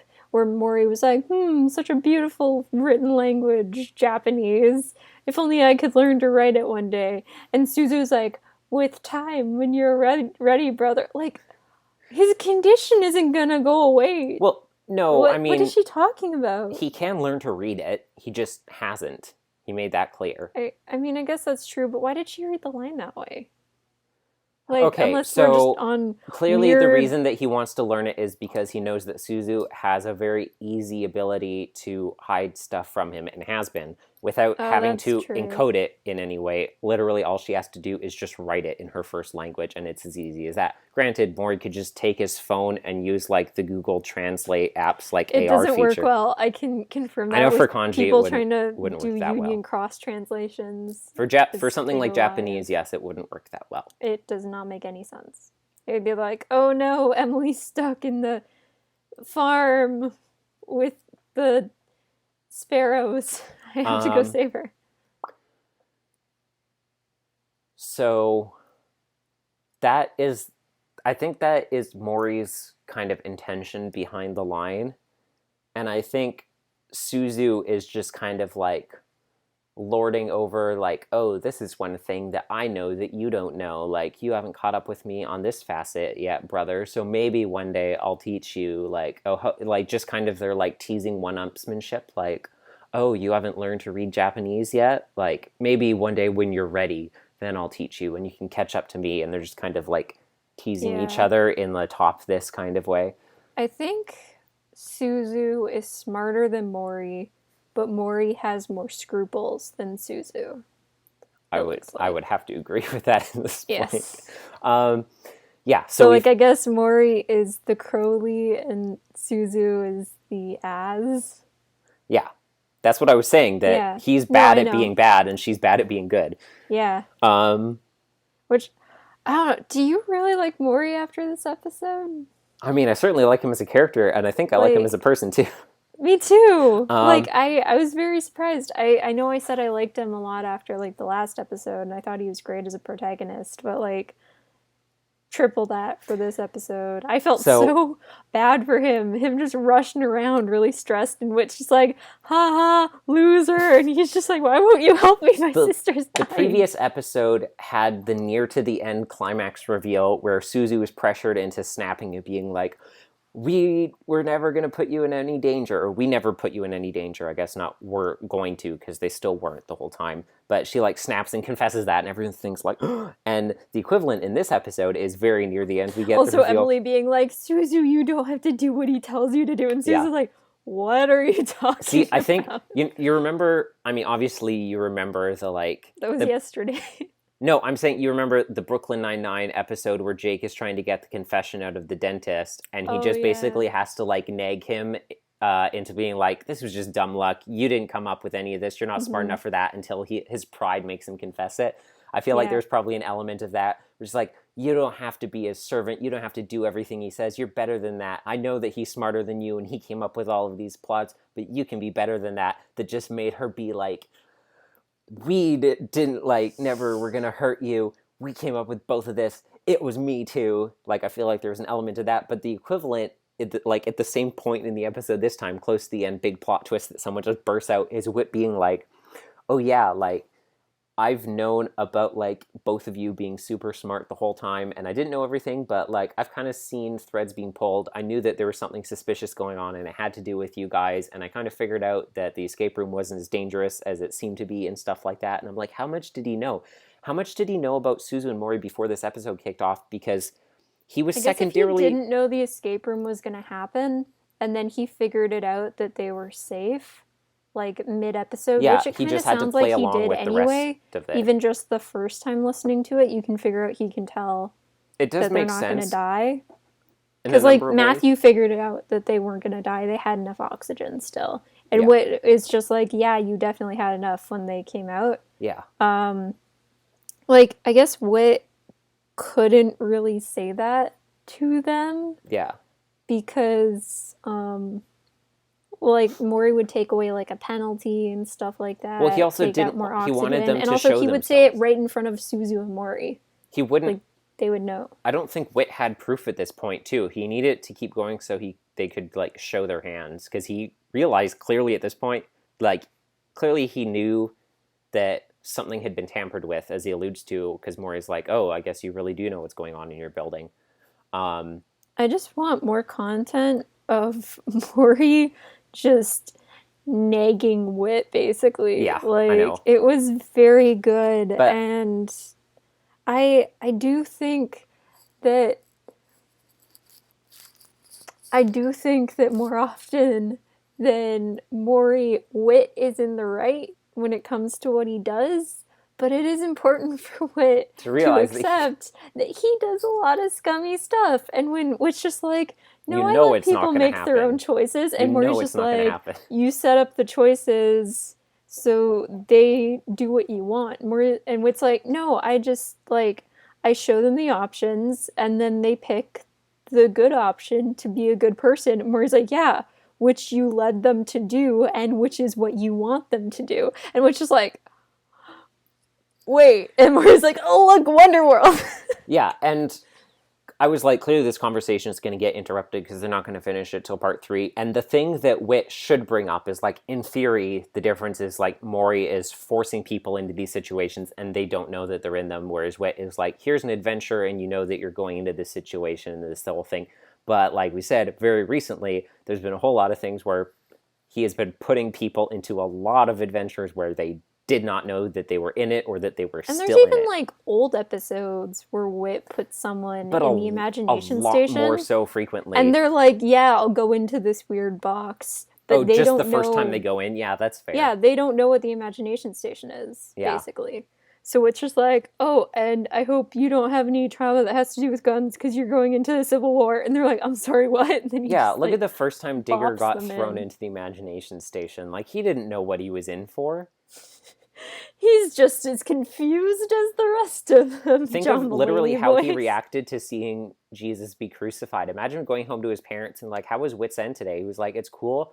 I saw people die. I saw dead bodies being in the act of being killed today. I think there's more imagination station adventures where kids see dead bodies than where they don't see dead bodies. I would super have to agree with that. And then in the ones where they don't see dead bodies, it's usually because they're about to become said dead body that they would be seeing. Like Matthew being about to be roasted alive. Exactly. So Yeah, I feel like Whit's been I doing a want lot to see more Maury go recently, in the but like Imagination Station. Like, I have never wanted Maury to stick around more than more now. so He than needs to keep Whit in now. check, Like, is what he needs. yeah. We I'm need just him to imagining be Maury in like a little cardigan and stuff, just with a little fake mustache, and he's just following Whit around with like a little clipboard with we it. need Whit. We need Maury to be Whit's checks and balances now. Like he needs to be Yeah. the other side of the spectrum to keep him in line. He's not even like the angel or the devil on his shoulder. He's just someone to point out the stupid choices that he makes, and Whit can point out some stupid choices Maury makes. Yeah, Whit is like, oh, I've been on to you for like quite a while, and I actively decided not to step in on things unless they went too far. And he's like, which maybe they did. I don't know. But, I was kind of on the fence, and, I was like, oh, Whit? And he's like, I really wanted to let Emily solve the mystery herself without And spoiling Whit it was for like, I her. guess I just wanted to see what would happen, which is the exact same thing Maury literally just said word for word. I'm pretty sure that's Whit the same is thing saying Loki it on says every purpose. time he, like, starts something. Whit is saying it the same way Maury said it on purpose, you can tell. But Maury's just standing there and he's just like, you just chewed me out for 10 hours, like dragged me in front of my nanny, The and utter just hypocrisy pulled me of it. into the woods. I My sister know. could be dying. My arch nemesis is God knows where. And you're telling me that you have, like, the moral upper foot to me when you literally spent the The last moral 10 months backbone of a chocolate doing eclair. exactly what I've been doing. Honestly, And, it's like Whit is being hypocritical on purpose, but I know there's like a 1% chance that he's going to be called out on it or admit to it in any way, I'm just, which is really frustrating. it is. It It's is. just I that know I'm being, like, harsher on Whit than is necessary. we've been building up to this for the last several But, years of like, episodes regarding honestly, Whit's tech. almost all the past episodes we've been talking about, like, some of the trash Whit's done lately, Yeah. and it's finally being called out on the show. It's literally like I and, slap floor when he was like, sure, go like, chop that wood yourself, Sarah. oh my god. Make sure the axe is extra sharp. I really want Maury to stick around. Whit is turning into Eugene in terms of child endangerment. So then Natalie somehow even knows that they're at Wonderworld, probably because they're all bugged by her. Probably. I would be very surprised if Maury was not bugged by the log Natalie. at Trickle Lake. So she shows up, and Maury's like, Natalie? And I was like, and my mind is immediately trying to be like, how on earth could... There's a split second where I was like, who's Natalie? I was like, how could the secretary that he was friends with have something to do with it? I was like, did she kidnap? Like, I thought she was the villain. Like, I thought she was coming up to be like, I have them. It was me all along, For a second, I thought the Maury. mom was, or like Natalie was gonna come up and like take a wig off and be like, "I'm actually your not dead mom," and I was gonna be like, "Oh no, Devin was right about the mom not being." But Whit, he was like, Natalie, what are you doing here? And Whit's like, yes, I know her too, actually. And I was like, I didn't recognize her name at all, but just by the circumstances, and like I said, the John Mulaney, like, this day has already been so weird, this might as well happen. I was like, no way. And like, no, we thought Jillian's presence banished you like a crucifix. Get out of here, Tasha. And he's like, Tasha. Hello, Tasha. And I was like, and like I said before, I was like, honestly, I hope part 3 doesn't have Maury or Suzu at all, and it's just, I don't remember if this was before we started recording it or not, but I was like, I hope that this is just purely 100% like bird of beef, grown, grade A beef between Tasha and Jillian, just duking it out about like Jason. But okay, Victoria, I know you've been asking this whole time. I 100% do not want Jason to either interact show with Tasha. up, or 2, I don't want even be mentioned in this 3-parter. I don't care if Tasha sticks around for a while and interacts with Jason, but I don't want Jason to be in this 3-parter specifically. I don't want to even hear the name Jason. Because even if it's a different Jason, I don't want to hear that guy's name either. Because I was like, okay, first off, like you've been asking, why was Tasha posing as a secretary in the American embassy in Japan all these years ago? Why was she allowing her workstation to be hacked by a child? And maybe she's supposed to keep an eye on Maury, and she's been watching them from a distance this whole time. he was like, okay, I've talked to Whit, hangs up the phone. Well, Whit doesn't want to raise my children, weirdo. Time to call, like, my next closest friend. Do. Hey, Tasha, do you want to raise my children, covertly spy on them? Sure, I love spying on children. Cool, thanks, bye. Hey, have you heard, is this really weird town, Odyssey? And she was like, I swear, John Avery Whittaker. Tasha's like, actually, I'm booked all Yeah, actually, forever. I'm booked. Yeah, actually, I'm booked for the next decade. Sorry. Oh, what's this? Oh, I think I caught the Ruku. Oh, I'm dead. Goodbye. Oh, the children. Oh, they're playing with swords. Oh no, they're stabbing each other. Goodbye. Oh. That would be Tasha babysitting Suzu and Maury. It would just be Garnet. Okay. Okay, can I ask you a question? I feel like I've asked you this before. Okay, wait, first unrelated question. When was the last time Tasha was on this show? Album 50. Okay, that was my guess, but I felt like for some reason there was something sooner. No, okay, I mean, like, because Jason was gone until 55. Yeah. Well, and then he was 53 until, like, and home. then 55 and then 56. Yeah. Do you like Tasha? I mean, Because I don't. I think she's an interesting character, and I like the effect that she serves on the show. I don't think she's a good like person. Tasha. That's why I like her. I kind of want her to leave. So yeah, I was like, are we going to have a Tasha episode without Jason? Is that allowed? That would be like having Richard without Blackard. Like, I have no idea how she fits into this. Tasha comes in, Jason's because like, Whit sorry, was like, I'm with Jillian now, and Tasha's like, that's okay, I'm with this cool guy named Richard Maxwell. Whit was like, well, I used to be a spy, but that has nothing to do with this. This is just because, I was involved in government stuff and I was there. And then Tasha was like, hi, I'm a spy, and I am involved in this because of spy stuff. And I'm like, I don't even know what's going on anymore.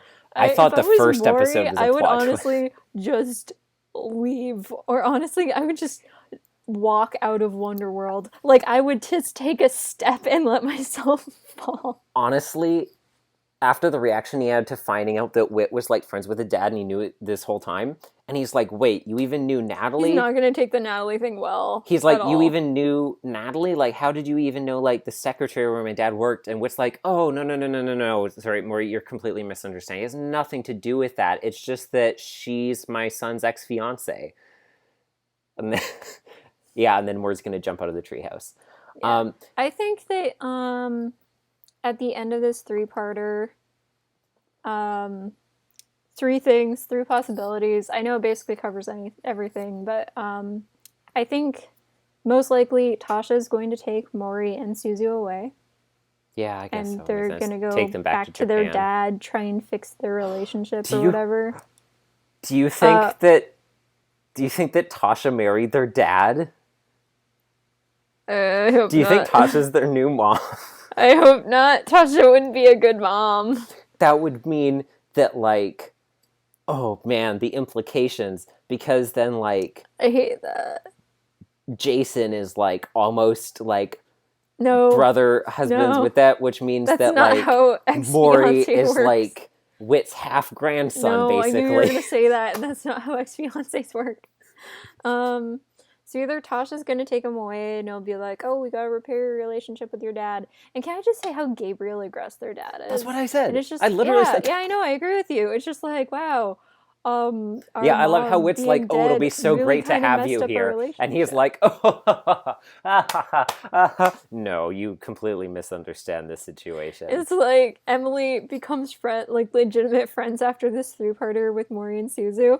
And it's like the Nino comic where it's like a list of people to kill. The U.S. ambassador, Maury's dad, Suzu's dad, Tasha's husband. Yeah. Which, like, no, but you completely misunderstand me. Please, like, I literally have I work with a secretary named Natalie. Like, what do you expect from me? I think also, like, maybe they'll get the Strasbourg treatment where they're just like, oh yeah, we're gonna stick around, and then they they're were maybe never there seen for either again. one more episode or we just never hear from him again. If we're lucky, they might get a name mention in the future at some point, even Albums if in it's the 10 future, albums down the line. similar to in something Or old, they stick around for a similar bit, to which I something want. old, something new. When Connie was like, remember Novacom and like Blackguard and stuff? That was crazy. And so it's like years down, and they're like, remember when Maury and Suzu tried to kill everyone? That was messed up. No, but like trying to figure out why Tasha's there in like the most, maybe in a little bit too much of a realistic sense, but just enough that they might also do it here. The grossest thing and most realistic thing I could think of is that, like, if there are geopolitical implications after all, which there must be if Tasha's here, it's that, like, has the NSA been, like, keeping tabs on Mori and Suzu in some kind of, like, really super young, early age predatory recruitment scheme? Like, we're gonna, like, recruit them out of middle school because they're so smart. We're gonna, like, snatch them up. I mean, they said that Mori was at college level, so they might be like, he's prepared. Yeah, that's why ready. I'm worried that, like, Tasha's been keeping an eye on them all this time so they can, like, recruit them into, like, a, like, junior NSA program. Help us destroy the data privacy of the entire planet before you even graduate high school. I'm wondering if, like, Tasha took Emily and Suzu. Yeah, like, that's literally when she walked up, I thought Natalie was going to be like, oh ho, 'tis I, the villain. I finally show my hand. And I still think that... Can you imagine if Tasha was just evil for the last part? Like, Tasha was just like, I'm evil now, and I did kidnap them, and I'm gonna kill you, and she pulls out a gun. There's a decent chance that Tasha Street smarts, you're all gonna die. Either Tasha did the kidnapping, or she's here because she's chasing after the person who did the What if it's, like, another, like, Whisper-type villain who's like, aha, I need to, like, blackmail the American ambassador to Japan, and so I'm gonna, like, kidnap his child and this other kid who's here, and Tasha's chasing this person just happened to be here, except then when she showed up, Whit wouldn't be like, aha, Tasha, I knew you would be here. So that doesn't really work out on that way. Otherwise, can you imagine if they pulled the same kind of nonsense they've been pulling for the rest of the Rydell saga, where at the end of this 3-parter, we just still haven't seen Suzu or Emily, and it's just like, sorry gang, you have to wait 2 more albums to find out what's gonna happen. So, honestly, that's the one thing I'm, like, really worried that we're not going to have enough time to resolve their side of the story.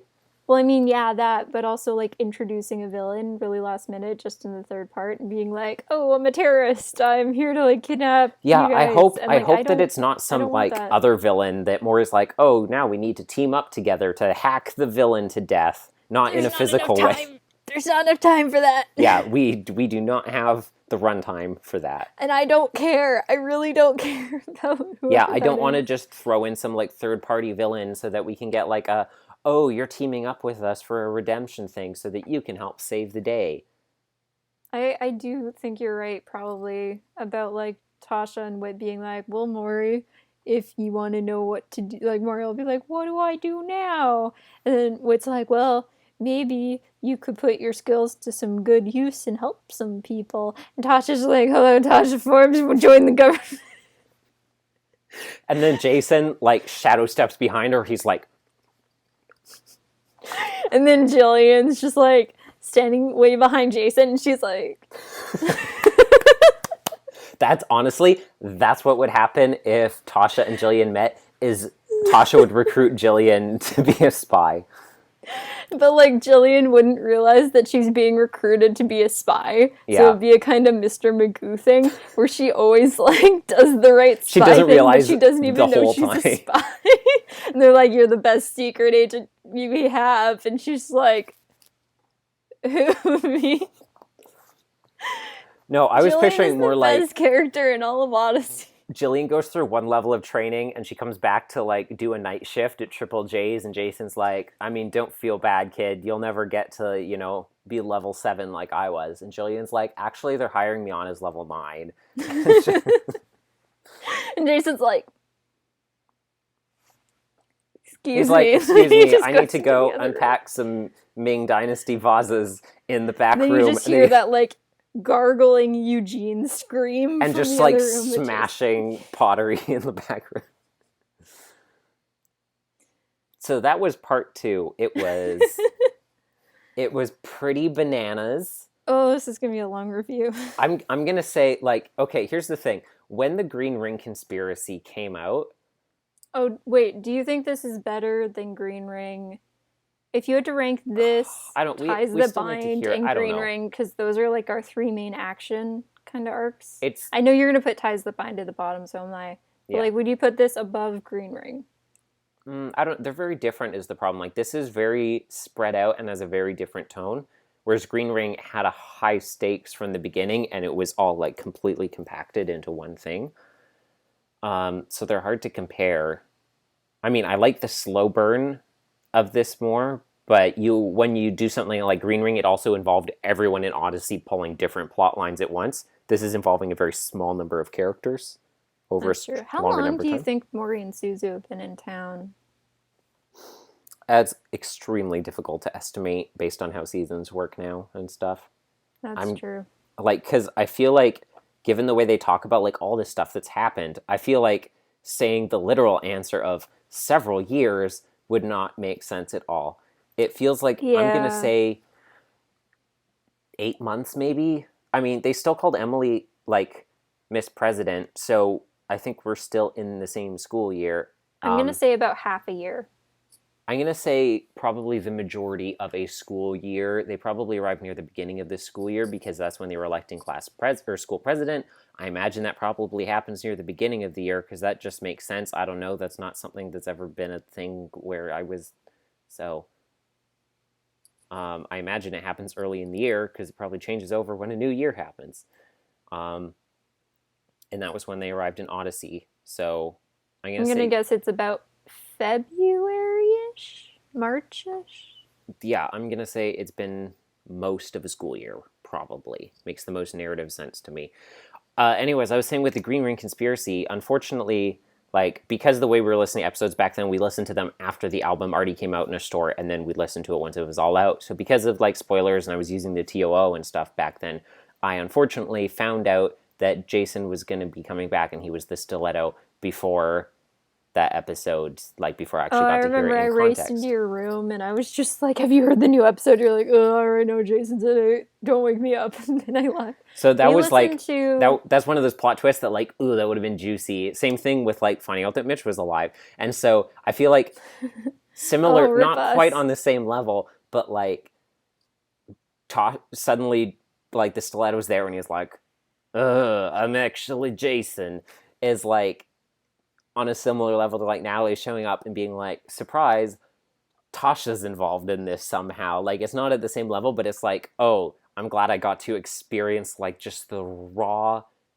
like the earth-shattering confusion of like literal like Mr. Krabs like disorientation meme is what I was feeling when it was Tasha who was there all of a sudden. I was like, Same. What do you have to do with this? Like, literally, how could you possibly relate to this? We did space out Green Ring 1 episode per day when you and I we didn't listen to it all straight back to back. Yeah. You got to savor it. You got to think about it. I remember we went to Spokane one day and we were like sharing earbuds, listening to it. Anyways, we should probably finish this. So I want to go listen to part 3. Do you have any We've already basically talked about our predictions from the end. I'm worried that Tasha is there because she's also friends with their dad, with Randall, and hopefully it's just because he wanted someone to check up on them, and the fact that she was like hanging out in the embassy and was undercover there and was like hanging out with Maury and apparently did or didn't know that he was hacking her workstation. She was probably just letting it happen to like, ooh, I want to see what he does. Probably had nothing to do with Maury at the time, and now he's just like, hey, go check on my kids, because Whit is doing a really bad job at it. He's not even talking to them. So Whit sees Tasha, he's like, please marry my boy. I hope that it's not just so Tasha can be like, hey, kids, join the federal government law enforcement. Help us take away people's privacy. So hopefully it's not that. I think that either Tasha like snatched up Suzu and Emily because she's kind of like been spying around town, seeing what was going on, and she was like, no, I'm putting a stop to this, and like nabbed them and like sat them down. They're just in the back of Tasha's car right now, like with the child locks on. Or Suzu really did kidnap them, but I hope there isn't some character that is unknown to us at this point who has taken them. Because I don't want us, to have to suddenly be like, new villain in the third, There's already so much going on in this 3-parter. Yeah, and we already are going to be so we're thin just on time like to going resolve up this and up and up, and we need time to like get a denouement. Like you said, Emily and Maury haven't interacted yet, and I want enough time for them to like decompress this whole arc. Especially like if this is going to be like the finale, possibly. Yeah. Of Emily and Matthew and Suzu, I want a nice send-off for Emily. I already feel like it would take most of the run length of an episode to like decompress that on a character level, let alone all of the plot stuff that we still need to get out of the way, so we cannot be adding more threads to the thing, and we already have Tasha thrown in there and we don't even know what she's doing there or how she has to do with this at all yet. So that's already a lot to deal with on plot and character level. Honestly, when Tasha came in, I kind of wanted to be like, no, turn around, leave. We already have enough going on without adding you to whatever the heck it's this literally is. like horror game trope of like open the door, you see the monster, just close the door, like don't have time for you right now. There's already enough going on out here. We can deal with you next episode. You can be secretly Jules' mom. And how my mind was working through it, and just my overall confusion is how I imagine people who played Kingdom Hearts 3 felt if they only also played Kingdom Hearts 1 and 2 and none of the other games. Except this is like the confusion that we got if we did play all of the previous games. Yeah. Yeah. This was us theorizing for a complete day after finishing Kingdom Hearts 3. Just sitting at the dinner table, just going, so, Lucio. Anyway, part 3. Part 2 is pretty crazy. Once again, I can't even... From part 1 to part 2, that transition, I can't even imagine what our faces are going to be like after the end of part 3. This is what it was like for life expectancy. It is exactly what it was like. Part 1, and we were like, whoa, that was really crazy. And then part 2, and we were like, Jeff! Jeff! And also, Jules. Which we, like, basically knew about. And for this episode, it was Wonderworld? Tosh? No, I was like, oh, cool, Wonderworld. Tasha? So, that was this one. Time to talk about the last part now.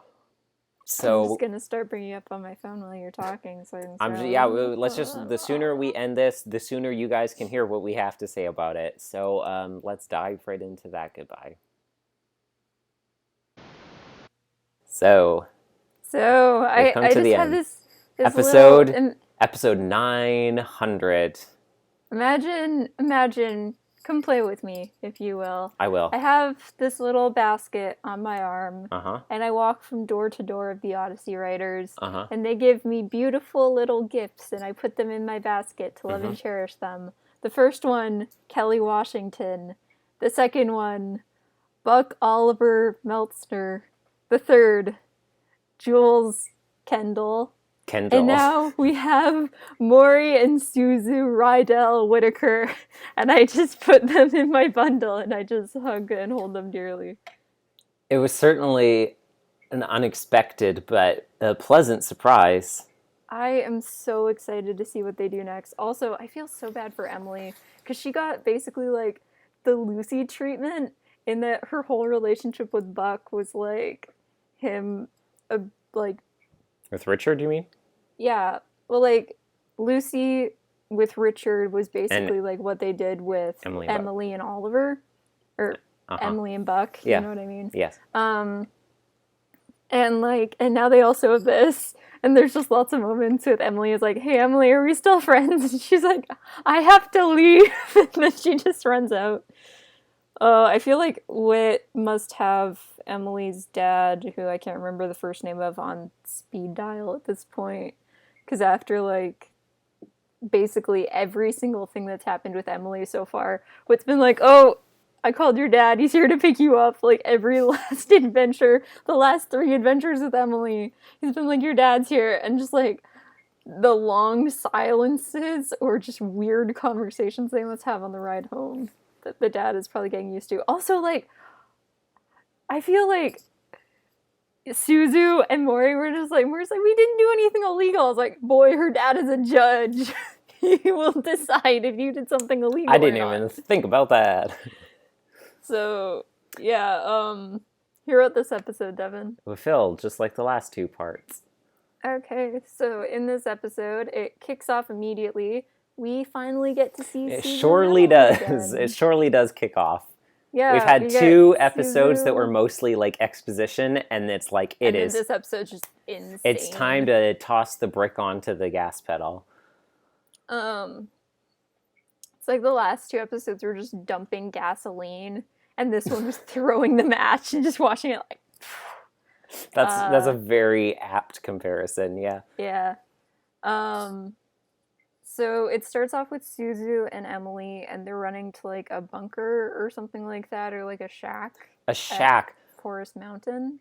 Which, have we seen this place before? I want to say it came up during Novacom or something. I don't know. I'm curious if this shack on Forest Mountain is the remnants of the shack on Forest Mountain where Novacom built in the Imagination Station to broadcast for launch day, where Tom had to go in and type in applesauce and make it self-destruct. I'm so glad that I was right about that. I think so. It's the only shack on Forest Mountain that we've heard about, so unless there's just a bunch of abandoned shacks on Forest Mountain. Well, I think Forest Mountain is also where Gold Camp Road is, where well, okay, that wasn't a shack, I guess, where Buck and Mr. Skint were staying, but they were staying in a trailer. Yeah. So. Also, it kind of sounded like it was a bit of a trailer park, or at least a secluded area. No, they weren't with other people. I mean, it was more secluded, the house that they were pretending to be in, but that wasn't on Forest Mountain. Yeah, I never really thought about it, but Forest Mountain is a really dumb name. I was also thinking about that today, yes. There's a mountain on this forest. Let's call it Forest Mountain. Not that there aren't places with dumb names like that all over the place in the world, because there are a ton. So they get there, and then Emily's like, you yeeted me out of... You, defenestrated me, Suzu. What is going on? And so I was right that it was just Suzu and Emily. And I was right that Mrs. Mado was evil and Suzu was scared of her. You're right about that. And just after I went on my, I was right and you were wrong about Mrs. Mado. Yeah, we were both right and wrong about things, once again. I got my mom to listen to the first 2 parts today. And when Maury was just like, okay, I need to tell you some things. My mom was like, it was Mrs. Mado, wasn't it? So they get to the shack, and then Suzu basically said, there was this incident that she and Maury caused, and there were, I guess there was this summit, and there were... Oh yeah, I forgot. Sorry, just a second. Alright. There were people from China who came, and there were people from Canada who came to Japan, and they were kind of having a peace summit or something like that. It sounds like it happened around November-ish, this summit. Oh, nice. I always lose my poppies every single year. This is the first time they've ever mentioned Remembrance Day. Well, I mean, it's not an American holiday, so they don't have a lot of reason to. It was weird and interesting. I know, I was thrown. Do you know what Remembrance Day is? And then I had the second where I was like, oh, right, they don't celebrate it's that Memorial Day / Veterans Day. Yeah. Veterans Day or Memorial Day carries the spirit of it, but I think Veterans Day is on the same day. So to any Americans who are watching, I think lots of the people who watch this are American. They give away poppies like candy, basically, at like any In November. stores that you go to, especially like just like large outside stores. grocery stores and stuff. Yeah, they give them around just everywhere at November. during November, and also every single kid on Remembrance Day at school gets a poppy on their desk that they're supposed to like pin on their jacket for the Remembrance Day school assembly. Yeah. And then Flanders Fields and all that. So November is poppies grow. Remembrance Day is November 11th. Some people do this thing where traditionally you're not supposed to talk that day until 11 o'clock, which I've never actually remembered to do that. I don't think I've heard of people doing that before, but I believe you. Thing. You observe a minute I don't of think silence, we need like a whole explanation. And someone plays a song on the trumpet, which Devin usually played at school or at church. Devin also usually did that. Yeah. Anyway, did you know that like apparently in China they have a problem with poppies? I don't think I've ever heard that before. I don't think I'd heard that specifically, but I was like, I mean, it makes sense because of like all the cultural baggage surrounding the Opium Wars, and obviously opium is know enough about that. Made from poppies.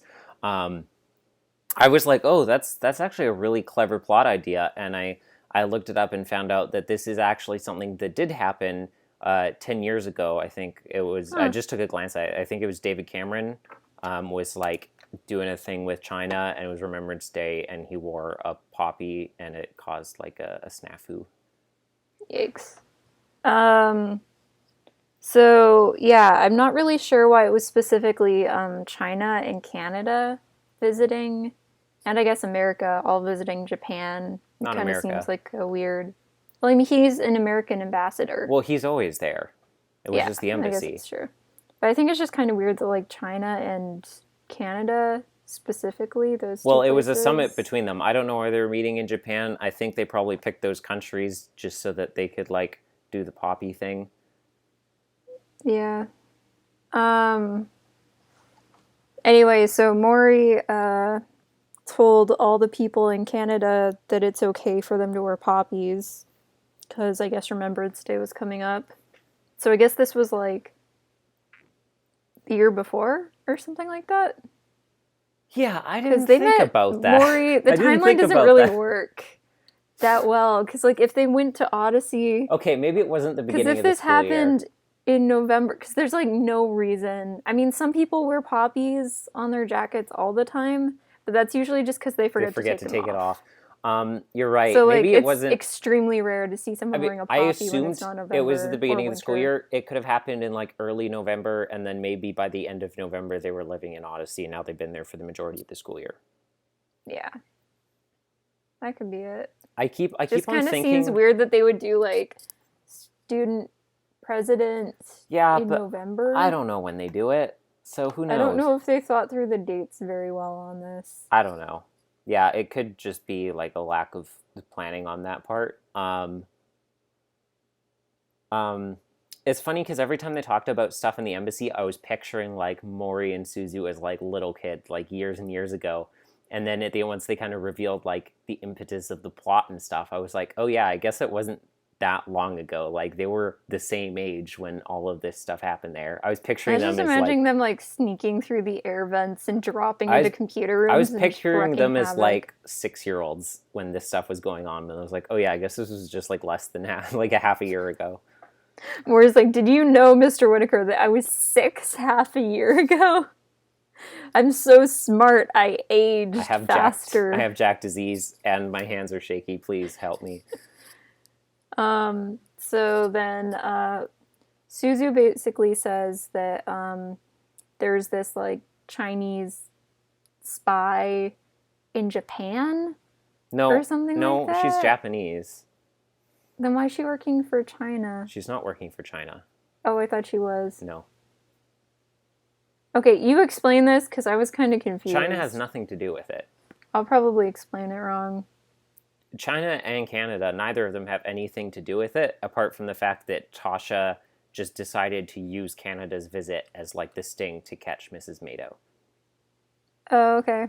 Basically, there's it's like not this. really clear who Mrs. Mado is working for. I assume the Japanese like Secret Service or something. I don't know what the security agency in Japan is. So I don't know if she was. I guess she was spying on the American embassy there, because I don't think she would be spying on Japan, because for the Japanese government they could just do that themselves, I guess. But I guess I don't know. I think she was spying on the American embassy, and that's why she was there and was like looking after them and stuff. And then she moved directly to America. There's this like tiny little maple leaf statuette or something like that China was going to give Canada. Canada was giving to China. Why would China have a maple leaf figure? I don't know. I thought they like made it. They commissioned it. Canada was going to give to China in like a show of good faith, and I guess Tasha at some point got her grubby little paws on it, and then she put like a microfiche in it. Well, Canada which I'm surprised that. I'm surprised that Emily knew what a microfiche was and Maury did not. I was surprised Maury didn't. I mean, obviously Emily does. I'm pretty sure she's talked about them before. Me too. I feel like it was mentioned in like an Imagination Station adventure. Well, I'm sure. I mean, Lucy's definitely looked at microfiche stuff before, but I think Emily's probably also looked at like microfiche newspaper archives at some point. Maury was just like, "What's a microfiche?" And look, he's I feel like that was more for people guy. Listening. I mean, yeah. You use computers to look at microfiche. No, you use scanners. Oh, it's like a super magnifying thing with knobs. Keep playing Night in the Woods. You'll see. Well, I know what... I've read graphic novels where the characters have to use microfiche, and it's like the big climax scene of the book, them looking through microfiche. Very exciting. Anyways. Yeah, it's called Anya's Ghost. It's good. And so Tasha didn't steal it and hide it inside. She asked Canada to put it inside because they were helping her, the NSA. So there's this spy in the embassy, and they were trying to prove it was Mrs. Mado, like Tasha was.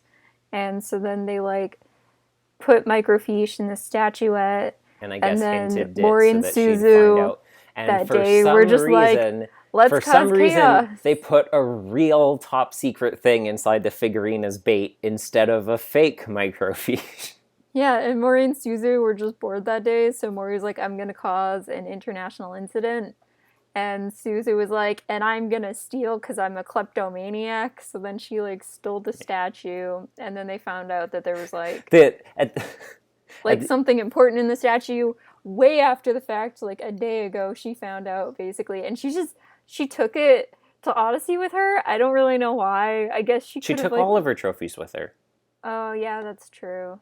Yeah, and she was like keeping them in the shack or whatever. Yeah, and she like wrote about it in her notebook. So upon reflection, when Mrs. Mado was reading the notebook in the past, in part 2, how much of what she read do you think was like a lie? Well, like all of it, because all she read was, I am hiding at Wonderworld. Yeah. I wasn't in the car when that part replayed today. I just let that part play for Mom, and I had to go out and do something. No. But, yeah, so Mrs. Maury, this is why you learn to read Japanese. Mrs. Mado basically jumps through the window like it's Evil Dead and starts grabbing at them, and it's like, rah, give me the statue, and then traps them in the sewage. Yeah. At the end of part 1, when Emily confronts Suzu outside of the school, and Emily's like, you don't have to do what Maury says. You're your own person. You can do what you want. And Suzu's like, I want to steal. And it's like, that is bonkers. You guys are bonkers. Sorry, carry on. She attacks them in the shack. Shack attack. Emily's like, where it's like, we gotta steal this from Mr. Whitaker. And Emily's like, we don't have to do that. Anything like that. And Maury's like, we stole Suzu. And Emily's like, no, Suzu's adopted. She can do what she wants. And Suzu's like, I want to steal.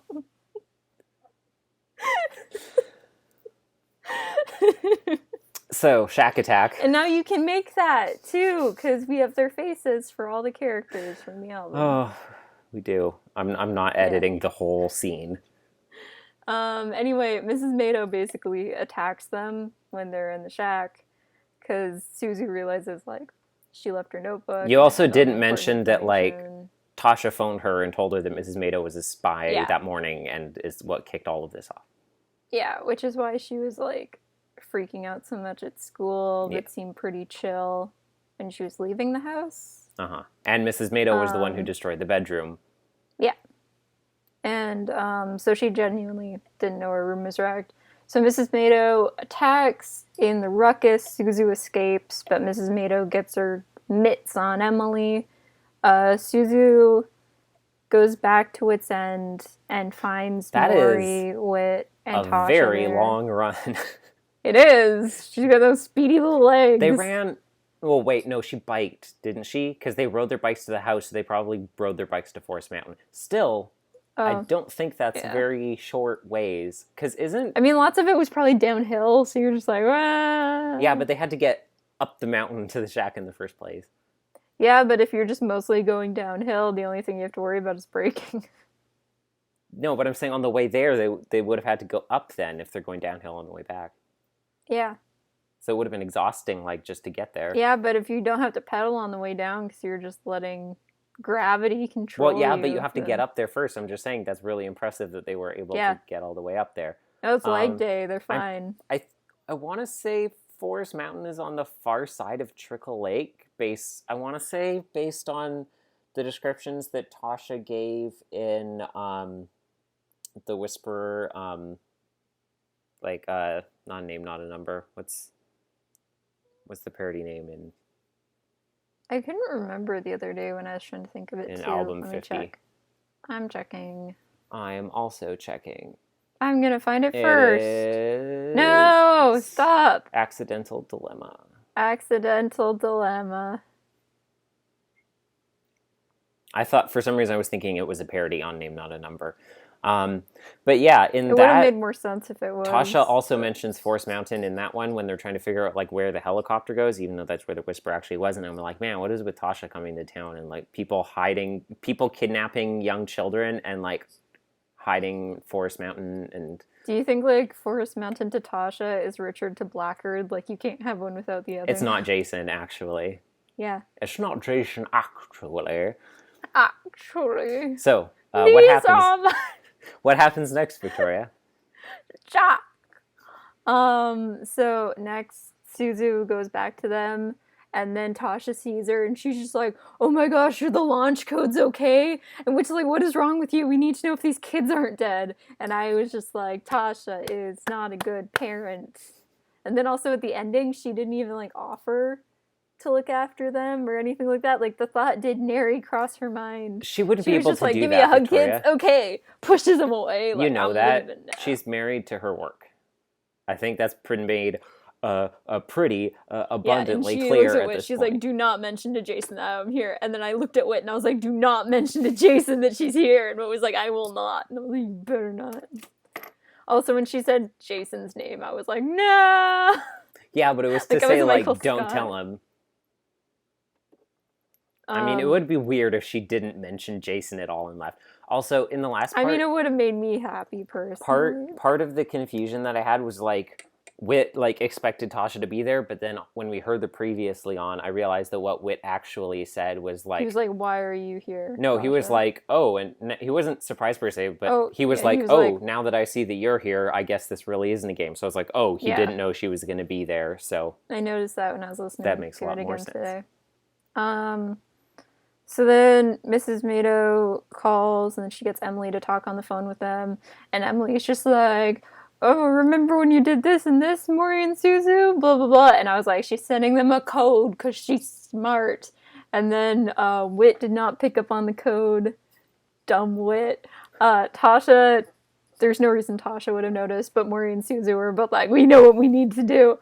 Then they pull off the most, like, it went full Mission Impossible face swap. If it weren't for the fact that I liked the rest of this three-parter so much, especially this episode, I would be so much angrier than I actually am. Exactly what I've been warning people about with the danger of Whit's, like invasively non-consensual imagination technology. Is you can just carry it in on your backpack, and it just seamlessly pulls people into stuff, and they don't even realize it. Like, I'm trying to give it the benefit of the doubt so bad. I guess that, like, if Whit was far ahead enough in technology that in, like, the 70s or whatever, he was able to make the imagination station, it makes sense that, like there's always someone I know, that's what I think. I'm like, I think about, like, and better than he you, made that back then, like, so by now, I guess it is fair that he's advanced this much, but it's just really OP on a narrative weird. Perspective if he's going to use it offensively like this. It was introduced, like, really suddenly. Like, even with the imagination station, there was, like, one episode where it was like, hey, I'm working on something top secret and stuff. And then a couple episodes later, you get the imagination station. You mean Shepherd and the Giant, or are you talking about something else? No, there's, like, an episode before the Shepherd or after the Shepherd and the Giant, but before... Yeah, there is. I just didn't want to discount, because that's, like, the precursor. Yeah, that too. Where Connie just, like, has her head on the desk, and then she's just listening to it, and she's like, whoa, there's something behind. These headphones are crazy. Oh, Connie, I love you. Never change.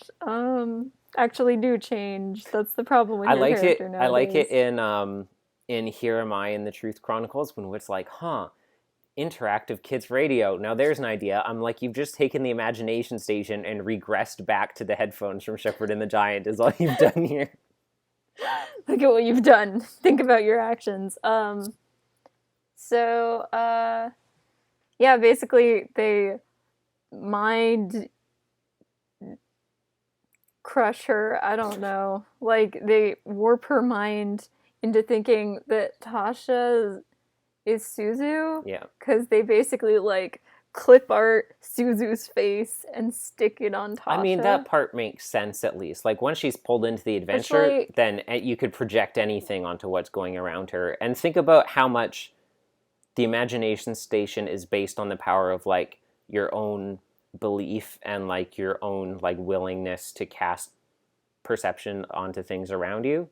So the more you believe it, the realer it is and stuff. And I was like, it's weird because of the size thing that she could be like, oh, I'm grabbing Suzu when I'm pretty sure that Tasha is taller than Suzu, but I don't know that canonically for sure. Where it was like, Suzu, is that you? You look so different. And I was thinking that, like, it was going to be, she looks like, I don't know, like, stouter than she actually is because she had, like, a bomb on her or something like that underneath her shirt. No, I knew it meant her face because she talked or something.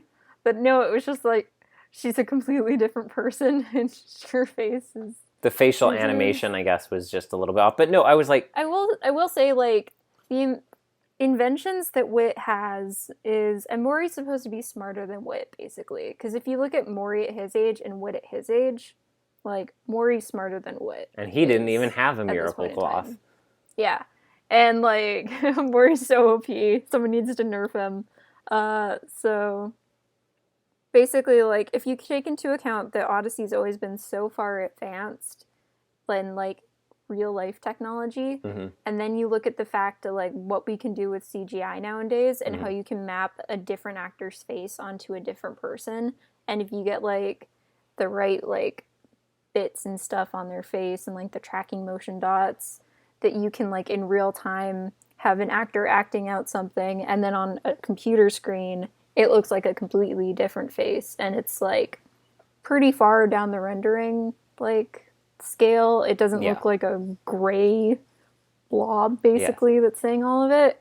Like, if you think about that's where we are in real life, it kind of makes sense that they would be able to go this far with the imagination station equipment. Yeah. And here's the thing, like I said, because at first I was like, that's weird that she could, like, grapple Tasha's body and think it was Suzu because of the, I assume, size difference. Like I said, we don't know how tall Tasha is canonically. Maybe Tasha's just real short, and that's the real one reason why Jason didn't marry her. He's like, no, you're too short. I don't want to marry you. I'm into tall women. But I was also like, I mean, all the time in the imagination station, you're doing all this like physical interaction and grappling with people where there's literally nothing there.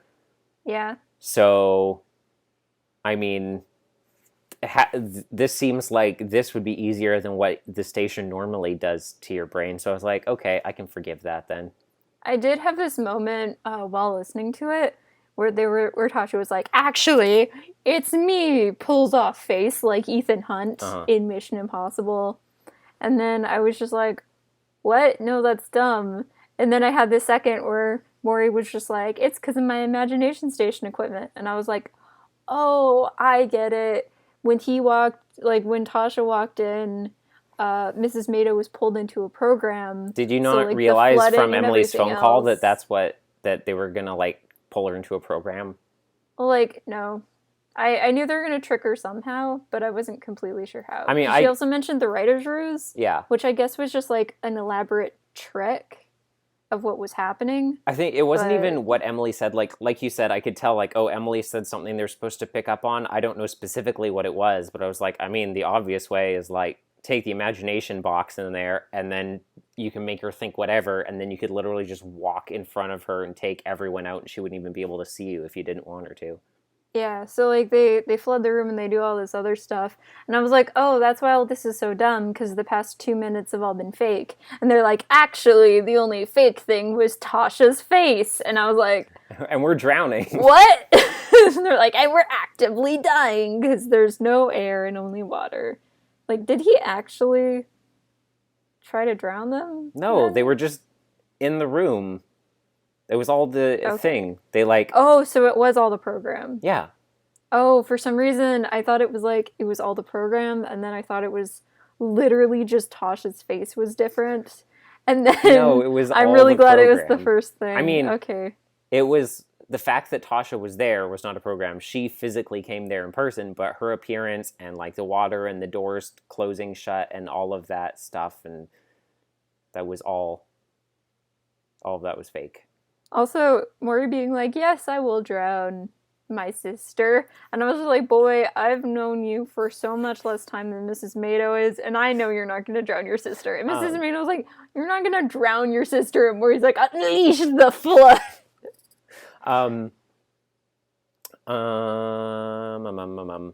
Maury's like, just out of spite, I will drown my sister because you said I won't.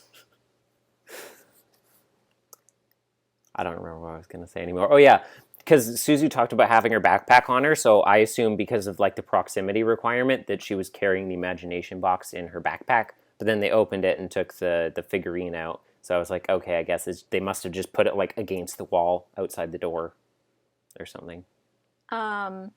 So Mrs. Mato gets arrested. I feel like that was a pretty good like plot twist. In a way, like, part 1, you were suspicious of her. I wasn't. Mm-hmm.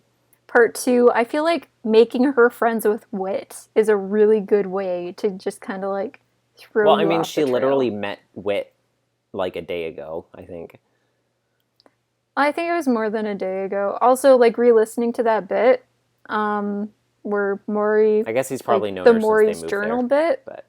in part 2 that Whit reads. I was right that was word for word the writer's ruse stuff, and they clearly say that is what he wrote right after the writer's ruse. Okay. Yeah.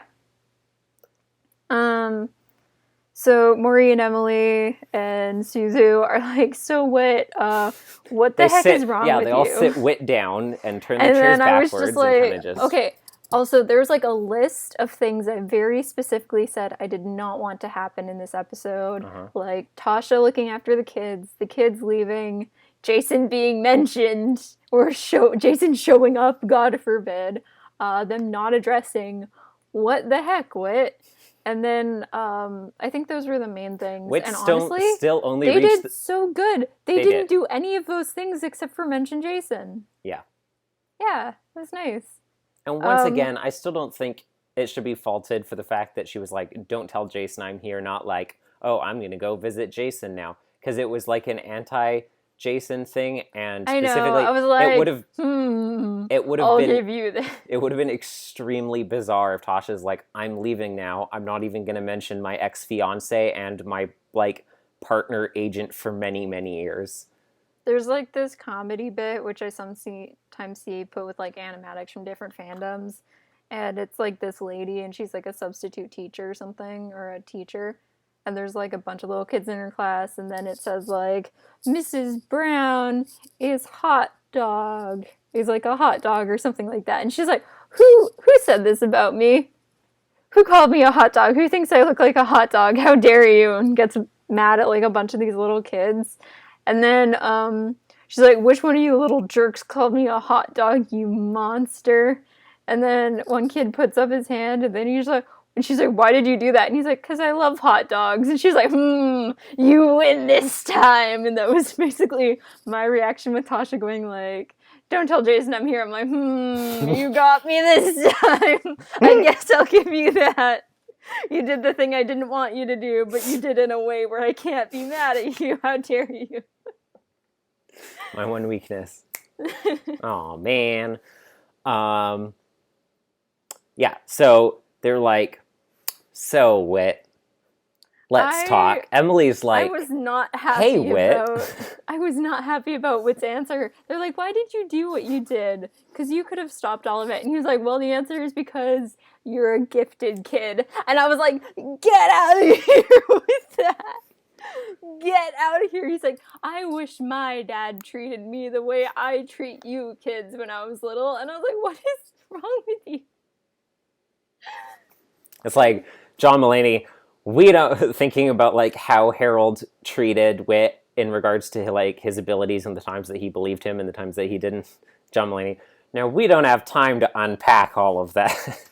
I mean, like, there were times where Harold was restricted of Whit, but most of the time it was for Whit's benefit. Even if Whit didn't want to accept that. Whit would have gotten in, like, so much more, like, trouble and probably would have gotten way more hurt than he ever did. He probably would have been killed way more times. Probably. If it weren't for, like, Harold holding him back at times.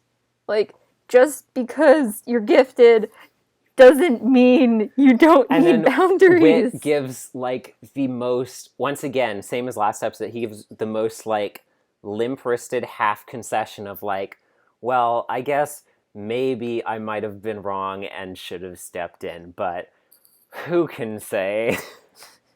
And I was just sitting there, I was so unimpressed. Me. And then I can say. And then Tasha was just like, well, I guess you kids are homeless now. Anyway, hug, have fun, sport. And then she just leaves, and I was like, thanks, Tasha. And then Whit's like, well, I guess you're going back to Japan. And Maureen and Susan say, like, no, we don't want to go back to Japan. We like it here. We're like, and Whit's but like, who well, would I teach guess us morals? Whit's like, well, I guess you guys need a guardian if you want to stay here. And they're like, but who will our guardian be? I was like, no way. No way. And I saw it coming. Like, the second Tasha was... Well, yeah, I know, but I was like, they wouldn't really. And then as soon as she left, I was like, Whit's gonna adopt these kids. And then Whit's just like, I guess I'll adopt you until you find a foster parent. And then I was just like, I know I just spent the past 12 hours ragging on Whit, but my goodness, do I like this development. Honestly, the number one reason that I was most flabbergasted about it is that we have genius Maury, genius Suzu. They're both such, like, incredible thinkers and planners and schemers.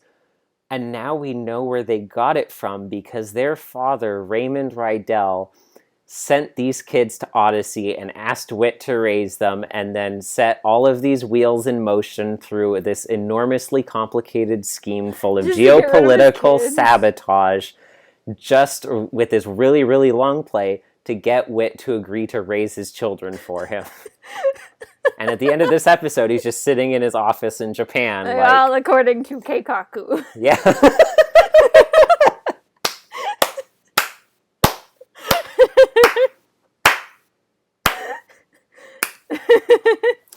Joke of the review goes to Victoria. Thank you. I didn't realize why that was funny on multiple levels until I was almost done saying it. That's the most appropriately I've ever used that joke in my entire life. I think it's the most appropriately it could be used. Yeah, so that's the plot of the episode. So basically, in the end, it turned out to not have to do with Mori and Suzu's plots at all. And as it turns out, our theories about their motivations for, like, most of it, like the first half of everything they did, was completely wrong. Well, we were right about them wanting to test their morals. No, that was the second half of the stuff they did. But the first half of everything they did, where it's like making Emily president and opening all the lockers, we thought that was all about like getting people into position for like manipulation and blackmail, gathering information about people so that you can do stuff. But it turns out like the Emily for president, that was just like having some fun manipulating them. The lockers was just because Suzu was like going and opening lockers to steal stuff, and then Mori was like cleaning up after her. So that wasn't all like pre-planned stuff, because Mori's desire to like test people's morals wasn't kickstarted until after the key suspect, because it was at the end of that Suzu said the thing about like, oh, I want to do this to our friends, and he was like, oh, you have morals, where's this coming from? I need to test these guys to like see what they're made of. So I thought that was very interesting, because I felt especially like so ironclad certain that was the reason that the key suspect and Parker for president happened, and it was completely off. I do really like the fact that Suzu was just like, I like to steal things, and Mori's like, no, I'm putting them back. And yet I will cause international incidents in order to give you openings to steal things.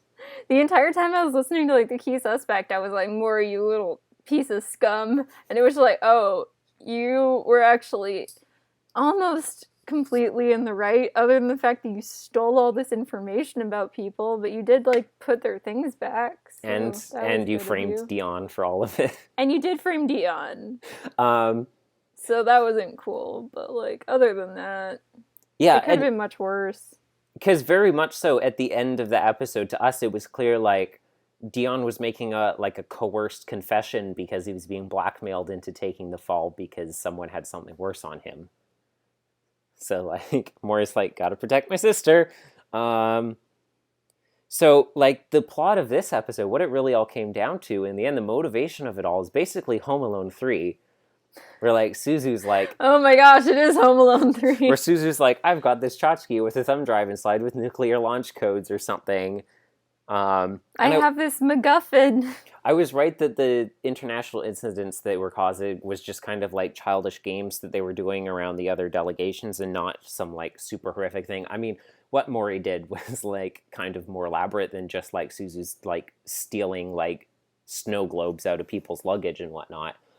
I thought it was really clever, like you mentioned earlier, that Mrs. Mado, like, how did she find it? And I was like, oh, she read the notebook, but only she could read it, so she just lied and sent them somewhere else, and then she went off. So that was very clever. I like that. I'm a little surprised that, like, Whit can't read any Japanese, but honestly, hearing his French accent, he's just not good at language. Touche. Tasha says that the microfiche is about DNA-imprinted biotechnology, and I was like, Tasha Forbes, you'd better circle back around and explain exactly what that jumble of words is supposed to mean precisely. I will grant you that, like, genomic imprinting is a thing, technically, having to do with, like, DNA methylation, and I guess you can kind of tie that to, like, CRISPR, because that's how CRISPR works in bacteria as their kind of de facto immune system to detect, like, viral infections. But still, it's clear that the phrase, we put DNA imprinted biotechnology on a microfiche inside of this. Does that mean you can change someone's fingerprints? No. I was like, you're just putting words together, and I will not stand for it when it is in the good name of biology. Do you think Tasha doesn't know what's on that drive, so she was just making it up? I'm like... I don't know. She's just looking at the books, like, behind Whit. When she was explaining it on the bookshelf, she was like, DNA imprinted biotechnology. Yeah, she wasn't allowed to say what it was. I mean, like, she worked on TA418, which was a catalyst to stabilize a virus, so that is kind of like, but like genetic and biotechnology work. So I'll grant you that she has been known to like kind of do analytics and development in that kind of realm of things. But I'm still like, you're just stringing words together, Phil. I did like how much Maury felt like a kid in this episode, because he's never really felt like a kid before. Yeah, it was nice to see him tell me secrets about the government, and they're like, we can't tell you. It's like, ah, why not? He's betrayed at first until he realizes how cool it is, and then he's like, I thought you and also meant, everyone being like, I'm a spy, and he's just like, even though you didn't tell me that you're a spy and you betrayed me, yeah, and how dare you? I'm a spy. I really love Maury, and the comment I made the other day about like how much I would love it if Maury was just following around Whit, like Whit around Whit's End, and was just like, let's do this, and like now that's going to be the show, and I'm really excited. And now like all three of our main characters have like little wards that they must manage. Like this is a Dickensian universe. Rugrats all grown up. I love it. Whit's not a kid anymore, except until the AIOC episode this year. And next we have Odyssey 2, starring Buck, Suzu, Jules, and Maury. I'd be into that. Next generation. Odyssey strikes again. Son of Odyssey. Eugene called it. Wait, no, that's Jurassic Park. It is. I was trying to remember the Star Trek theme song. It's the much more forgotten Jurassic Park theme, but I personally like it more because people never appreciate that one as much as the like da da da da da. I was thinking about that song because there was a joke about Jurassic Park on Critical Role when I was watching. You should watch Jurassic Park. Simultaneously, it's a good movie. All the cast started singing the Jurassic Park theme, but not only were half of them singing one theme and half of them singing the other theme, they literally all started both songs at completely different parts. So it was this weird cacophony of, what are you all doing? In a video last week, Jack mentioned Jurassic Park, and he started singing that theme, and I was like, that's the first time I've ever heard someone sing that theme instead of that. Because, I mean, that's the main theme is the one that plays. Yeah, that's the one that plays when you get the iconic clip of like he stands up and you first see the dinosaurs and he's like, "Welcome to Jurassic Park," and that's what plays in. Yeah, the bad recorder and all of that. Yeah. So Mrs. Mado takes Suzu to the waterworks on the outside of town. So I assume that's kind of like, you know, from what we heard in the audio, like I think it's like the waterworks is in like the plumbing and sewage department, like from Pipe Dreams and stuff, which is probably... There's been so much stuff about sewage these last several episodes. What does it all mean? What does it all mean? What's it leading to? Maybe it's going to be like the Underminer from Incredibles. I assume the waterworks are probably adjacent to Trickle Dam as well, but I was like, man... I know that everywhere we're going and everything that's happening is calling back to every other time Tasha's been in this town before. But like the last time Tasha was in town and a young woman was kidnapped and stuff was near the waterworks, Molly was murdered. So I was like, this isn't good. And we just mentioned her last video. So did you just see me go down in my seat? Yeah. I didn't know my chair went down farther than I thought you just already. Slipped out of your chair. No, my chair just went... Yeah, so I'm still really frustrated about the fact that apparently they put real top secrets in the microfiche to lure up Mrs. Mado. Because I'm like, I thought it was sealed inside ceramic. You could have put like one of those like spring things in there that you put in like a fake can of beans. That would have been so much funnier if she smashed that open on the ground. Like, just snake hits her in the face. I assume they plan to catch her in the act of stealing it originally, so why would you need to put real top secrets inside of it? It's like... what I thought was going to happen was the same thing as the search for Whit. Fake. Tasha, why do you keep making sting operations with, like, actual valuables? Tasha's like, I'm not good at sting operations. They're like, Tasha, did you remember to put the fake evidence in? Oh, no! Not again! She looks, I yeah, thought it and was she gonna has be like the like, box that says fake evidence and the box that says real evidence. And she's like, oh no, you got your berries in my cereal, and you got your cereal in my berries. like she's on her way to like drop off the fake evidence, and she accidentally runs into someone playing like a cup game on the street, and then her fake evidence and real evidence She's falls like, oh, I'll bet this. like beneath the cups, and the guy's like, ooh, which one's real? Which one's real? And they look the same. She's like, that one, and they're like, here you go. I was gonna say like, she gets on the bus and accidentally has the exact same luggage as Whit, and they end up mixing each other up like in Waylaid in the Windy City. I thought it was gonna be like, it looks like a microfiche, and it kind of works like one, but it was actually a transmitter to like get people like that would to have get been another backup. thing. Or another thing I thought of was that Maury reverse engineered his imagination box. Uh-huh. So when she like turned it on, it turned on the imagination box, and then that's what caused What would he have reversed engineered there? What was she turning on that would do that? She was turning on a portable like microfiche scanner that she brought with her. I don't know. Okay, then go back to my first thing where it sends backup from the government when she activates it. Well, Victoria's microfiche. She's not activating anything. But yes, I think they should have just put a transmitter inside of it. I mean, like she would be activating it because it's not actually a microfiche. She just like thinks it is. Yeah. Or they could have put both in there. They could have put a microfiche with a bunch of gibberish on it, or that looks like DNA imprinted biotech, and just built a transmitter into the ceramic. I know I basically said it, but I didn't outright say it last episode. But I was thinking, like, man, I know they're young, but like, I think it'd be neat if Maury and Suzu worked at Whit's End.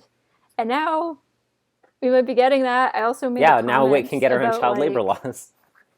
I also made a comment about like how if Tasha doesn't like adopt them, it might be interesting if Jason adopted them for whatever reason. Then Jason and Jillian could look after their chaotic kids together. Oh man, the potential Whit of Maury and Suzu having their minds inundated with Jillian energy is too terrifying a concept to fathom. That family would take over the world.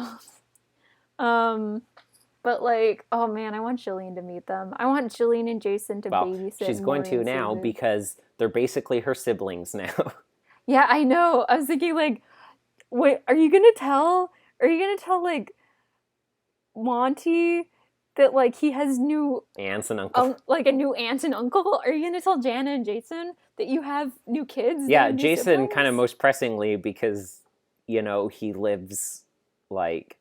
Jason doesn't live with him at this point, but he, he still lives in town. Outright stated that Jason doesn't. I guess the last we heard was like Jason renting the cottage at Trickle Lake after he came back in album 56, and we don't really know where he's been living since, do we? I'm gonna say, knowing Jason, he's probably living in the back of J&J's. I think he's like living in a back room in J&J's. I was honestly gonna say that because I'm like, yeah, he just lived in Whit's End the whole time. And then Jillian finds out, she's like, "You don't have a house?" And he's like, I don't need a house.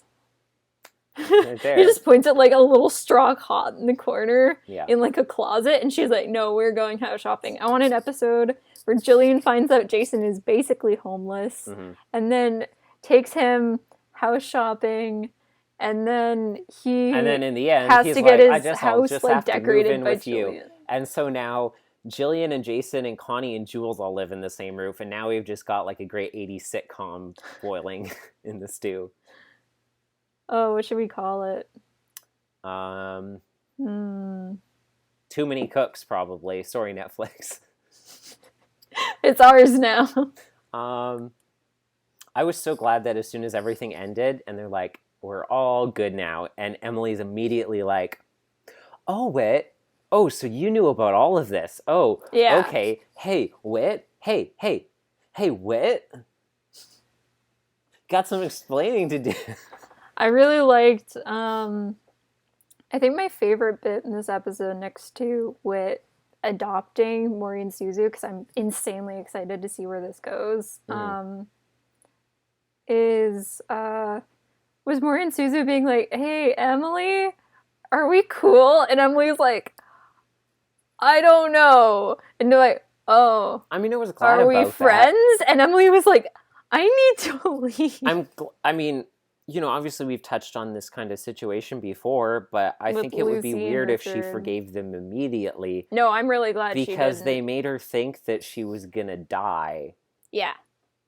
So like that comment I made, I think in either part 2 or part 1, where I was just like, what if this isn't completely resolved by the end of this 3-parter?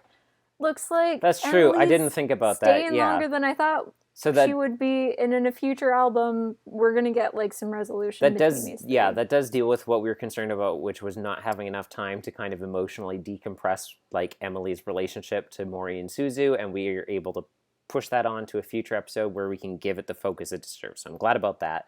Yeah. It's gonna be like Homecoming Part 2, and let's see if I cry again. So like I said before, Whit gives his explanation. He gives the absolute faintest admission of like, maybe I should have stopped things sooner, but like I'm not committing to having made literally any mistakes in how I handled all of this. And when he gives his explanation as to why, like, I know you touched on it before, I will give it to Whit. The explanation he gave was better than I was expecting him to give. But it wasn't good. Because it hangs on how much respect he has for all of 3 of their abilities. Which is what you were talking about before with how he talks to Mori. And you said, like, he obviously has a lot of respect for him. Yeah. Not in the, like, good way at that point, necessarily, but the, like, kind of, like, the same way as, like, when we talk about, like, the fear of the Lord, kind of respect and, like, I if recognize... I don't keep my distance from this dinosaur, it might eat me. Yeah, exactly.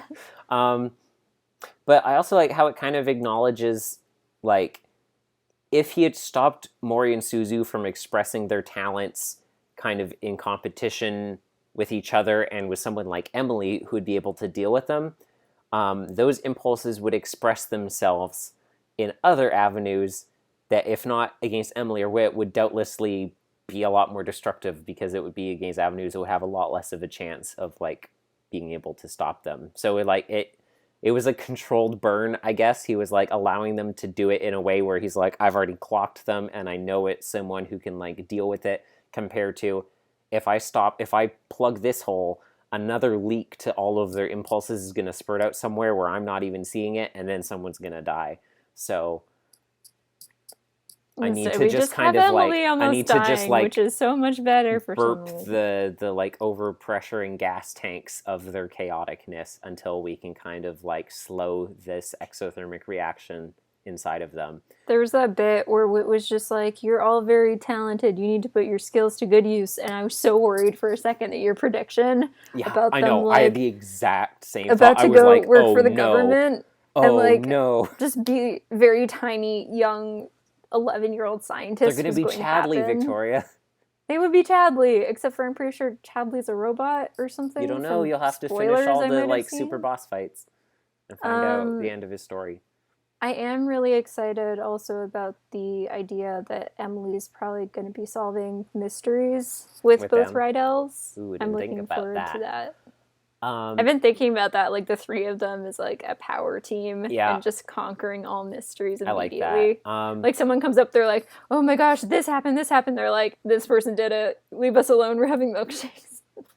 I do. So when Whit at the end is like, "I'm your dad now," the 2 thoughts that I had that I really liked, one of them was like how Raymond Rydell just had like the force sense in that moment of like, aha, after many months, my scheme has finally reached its final stage, and I've, with all of these complex machinations and geopolitical espionage and antics between multiple countries, I finally tricked Whit into raising my children for me. But this would be like if Master Fu started raising Adrian. Like, miraculous. Yeah. Gabriel Crest sucks. But the other... Also, can I just say, re-listening to part 2, Raymond, his voice sounds like a whole lot like Gabriel's English VA, which was really weird. Like, they sound very similar.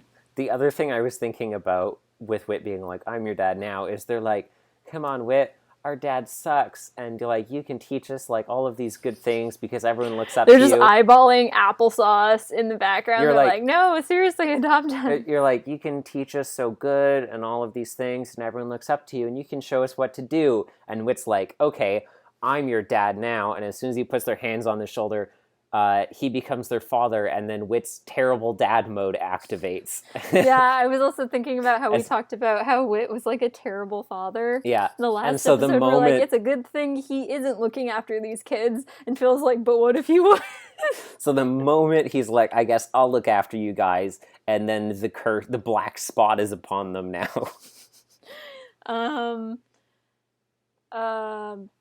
So like the mark of Lady Macbeth has descended. That's like a redo of A Bite of Applesauce, but with Maury and Suzu. It's called like 5 heaping mouthfuls of applesauce, just because of how much mischief. A metric truckload of applesauce. Oh, they're gonna destroy the world. Them with the power of wit is so terrifying to think of. I'm excited. I am too. I was going to say really earlier excited. when you talked about Maury just wreaking havoc on the technology now at Whit's End, I was like, it's literally like Connie Part 2 now when Eugene was first hired and he was immediately like, I'm going to change everything and reprogram it without your consent. Pretty much. Yeah. I'm really excited to see Maury and Suzu interact with Connie and Eugene. Yeah. I want to see them. We kind of got Maury and Eugene and Suzu, but like that wasn't real. I want to see them more actively and explicitly like try and be good now, and just like all of the really awkward ways in which they fail to manifest those traits. I want them to make it into the club episodes. I want them to make it into at least one club episode. My one fear is that they're going to get Kelly Washington, in which Whit is like, yes, I decided to become your complete legal guardian, and then they were never seen again. Yeah, I was like, wow, Whit is like going to be looking after them. He's their dad now. That gives them a solid 95% chance of not disappearing after the end of this episode. Because we can't put nothing past characters disappearing 80%. 80% chance the I last I have two more hope albums. in my heart, Victoria, right here in this poppy. I feel like if I'm negative enough, then I can't be hurt. So it's all uphill from here, basically. It's all uphill from here. It's all uphill from here. As they say. So, as we say. And we do. We do. Not enough anymore, but... I do sometimes when I'm alone. And I'm like, no one else is laughing with me. This is so sad. Whereas me... You know, like the Japanese and Chinese like sneezing thing, except it's me just like laughing out of nowhere, and I don't know why. And everyone in the lab turns and looks at you, and they're like, "Oh, it was Devin. We're used to this," and they just go back to their thing. I just huffed some laughing gas solvent, whatever. As you do.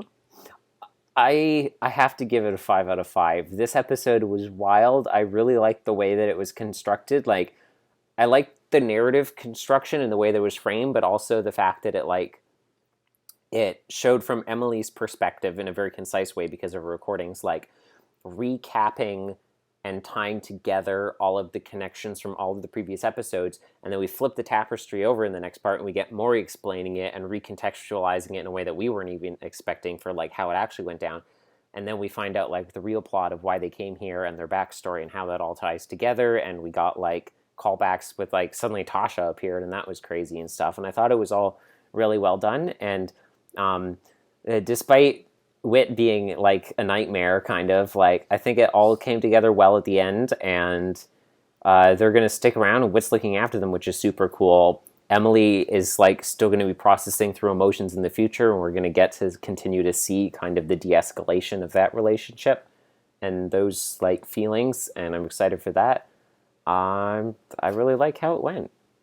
I'm going to give it a 5 because I feel like all the problems I have with this episode, mainly Whit, is going to be touched on in the future. Mm-hmm. I feel like there's no way Whit can become Maury and Suzu's guardian without them going over the kinds of conversations they had in this episode again. Yeah. But do you think... Or at least I deeply hope... Oh, I'm sure they'll come back to it. But do you think they'll come back into a way where it's like, now I'll explain to you why you're wrong and I'm right? More likely than... but like... Maury, I guess you're right. Maybe I have been like, kind of bad. I feel like Mori and Suzu are definitely confirmed to be foils for Whit, even more so like than they were before by the end of this three-parter, which I already noticed like basically by When you talked about how he's dark wit and stuff. Yeah, Mori's dark wit. So yeah, I think they're like foils for Whit, but the interesting part about that is I think they're foils for young Whit, maybe even more so than they are for older Whit. Mm-hmm. And I think that's interesting considering we're in the prime time of young Whit right now. The club just released a new Young Wit episode. I listened to it. Yeah. Maury did actually really remind me of how I thought you were about to say Maury did appear in it. No, Maury's a Fae time traveler who never dies. Well, no, I thought you meant like in the kind of narrative bookends to the episode, not he appeared in 1935. Oh, I would have liked that. Oh, I'd like that. Like Whit telling Maury and Suzu stories about his childhood. He's like, just don't tell Connie. Nice.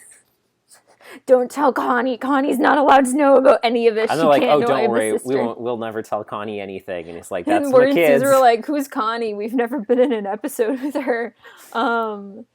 Maury, Whit's like, Connie still doesn't know who Wilson is. She thinks he's my brother-in-law, that idiot.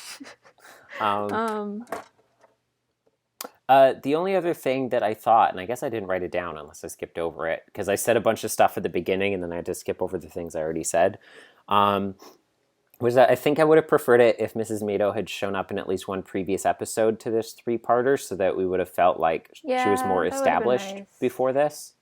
But I was glad, like you said, that in the last part that the villain wasn't just like, here's someone new. Yeah, that was another thing on my list. That was the thing on my list that I forgot to mention that I didn't want to happen and it was all internally connected, which was good.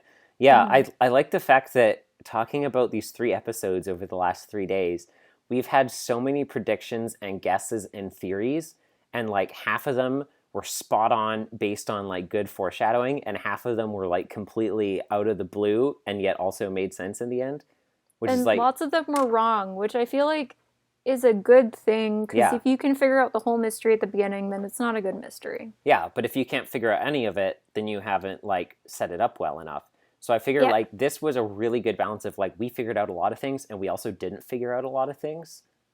And I was really happy with like how the blend fell together of that in this particular episode. It was good.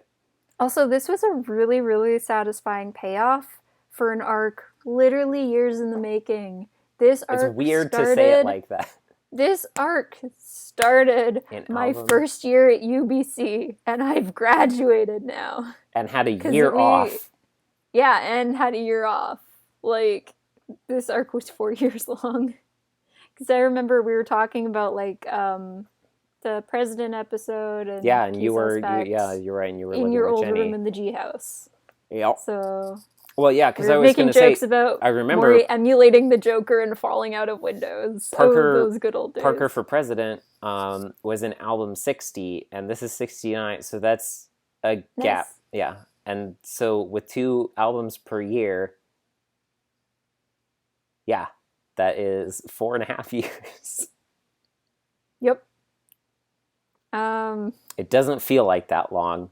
But then again, we've been doing this podcast for over 7 years now. So like, Maury's been here for half the lifespan of our podcast, basically. Yeah, more than that. Well, think about it like this, Victoria. You've been doing this podcast for almost a third of your life at this point. Oh, gross. Yeah. I don't think about that. And, like, basically the same for me mathematically. When I realized that, I was like, oh my goodness, like, that doesn't sound right at all. I don't want to think about that. Yeah. Do you think Maury and Suzu are going to show up in this album again, or no? Well, I doubt they'll show up in California Dreams. And the next episode, like we said, probably also related to Jules. So I don't think so. I don't think so either. What, you think they've already been in half of this album, Victoria.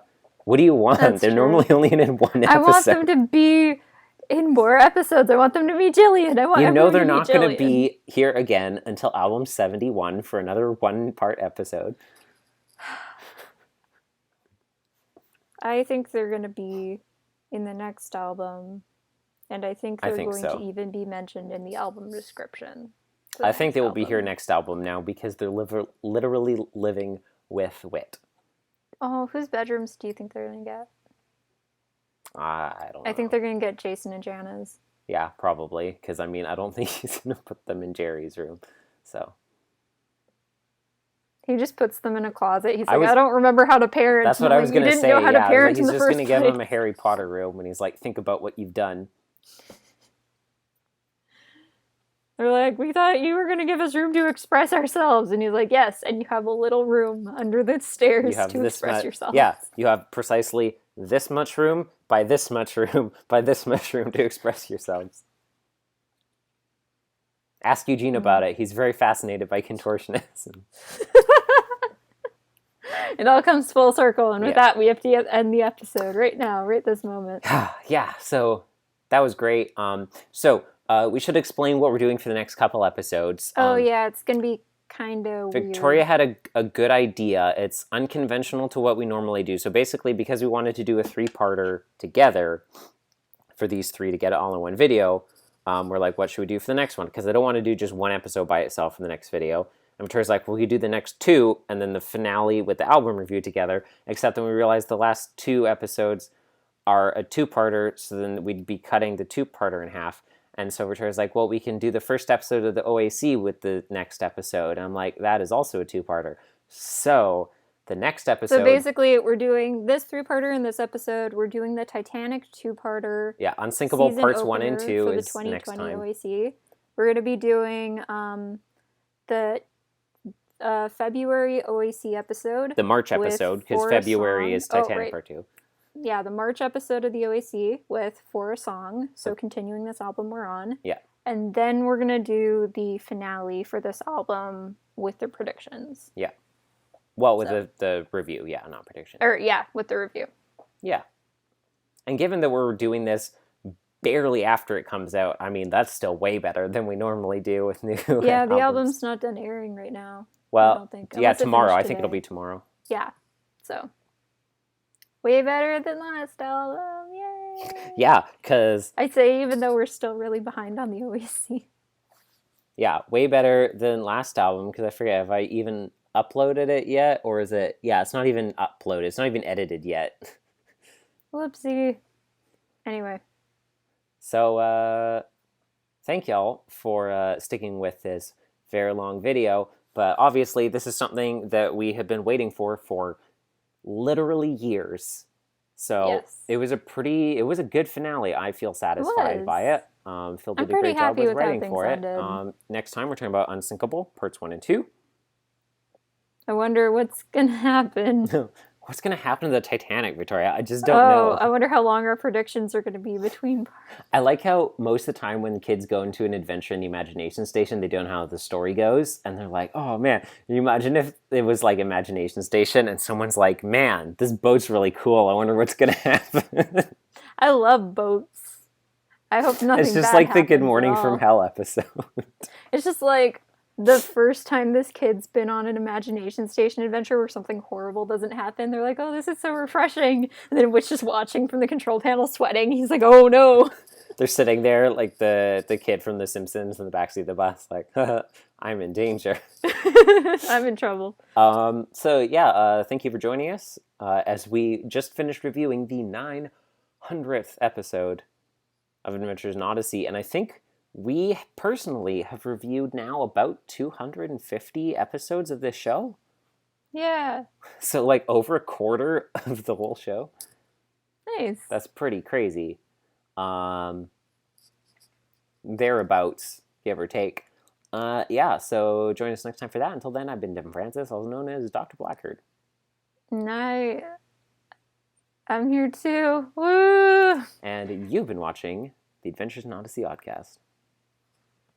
Do you think Maury doesn't know what types of toys kids like now, or Whit doesn't know what types of toys kids like nowadays, so he tries to give Maury, like, I don't know, like toys from the 20s and Suzu toys from the 20s also. He gets them toys from, like, I mean, he was 5 from, when like, the 20s settler ended. prairie times.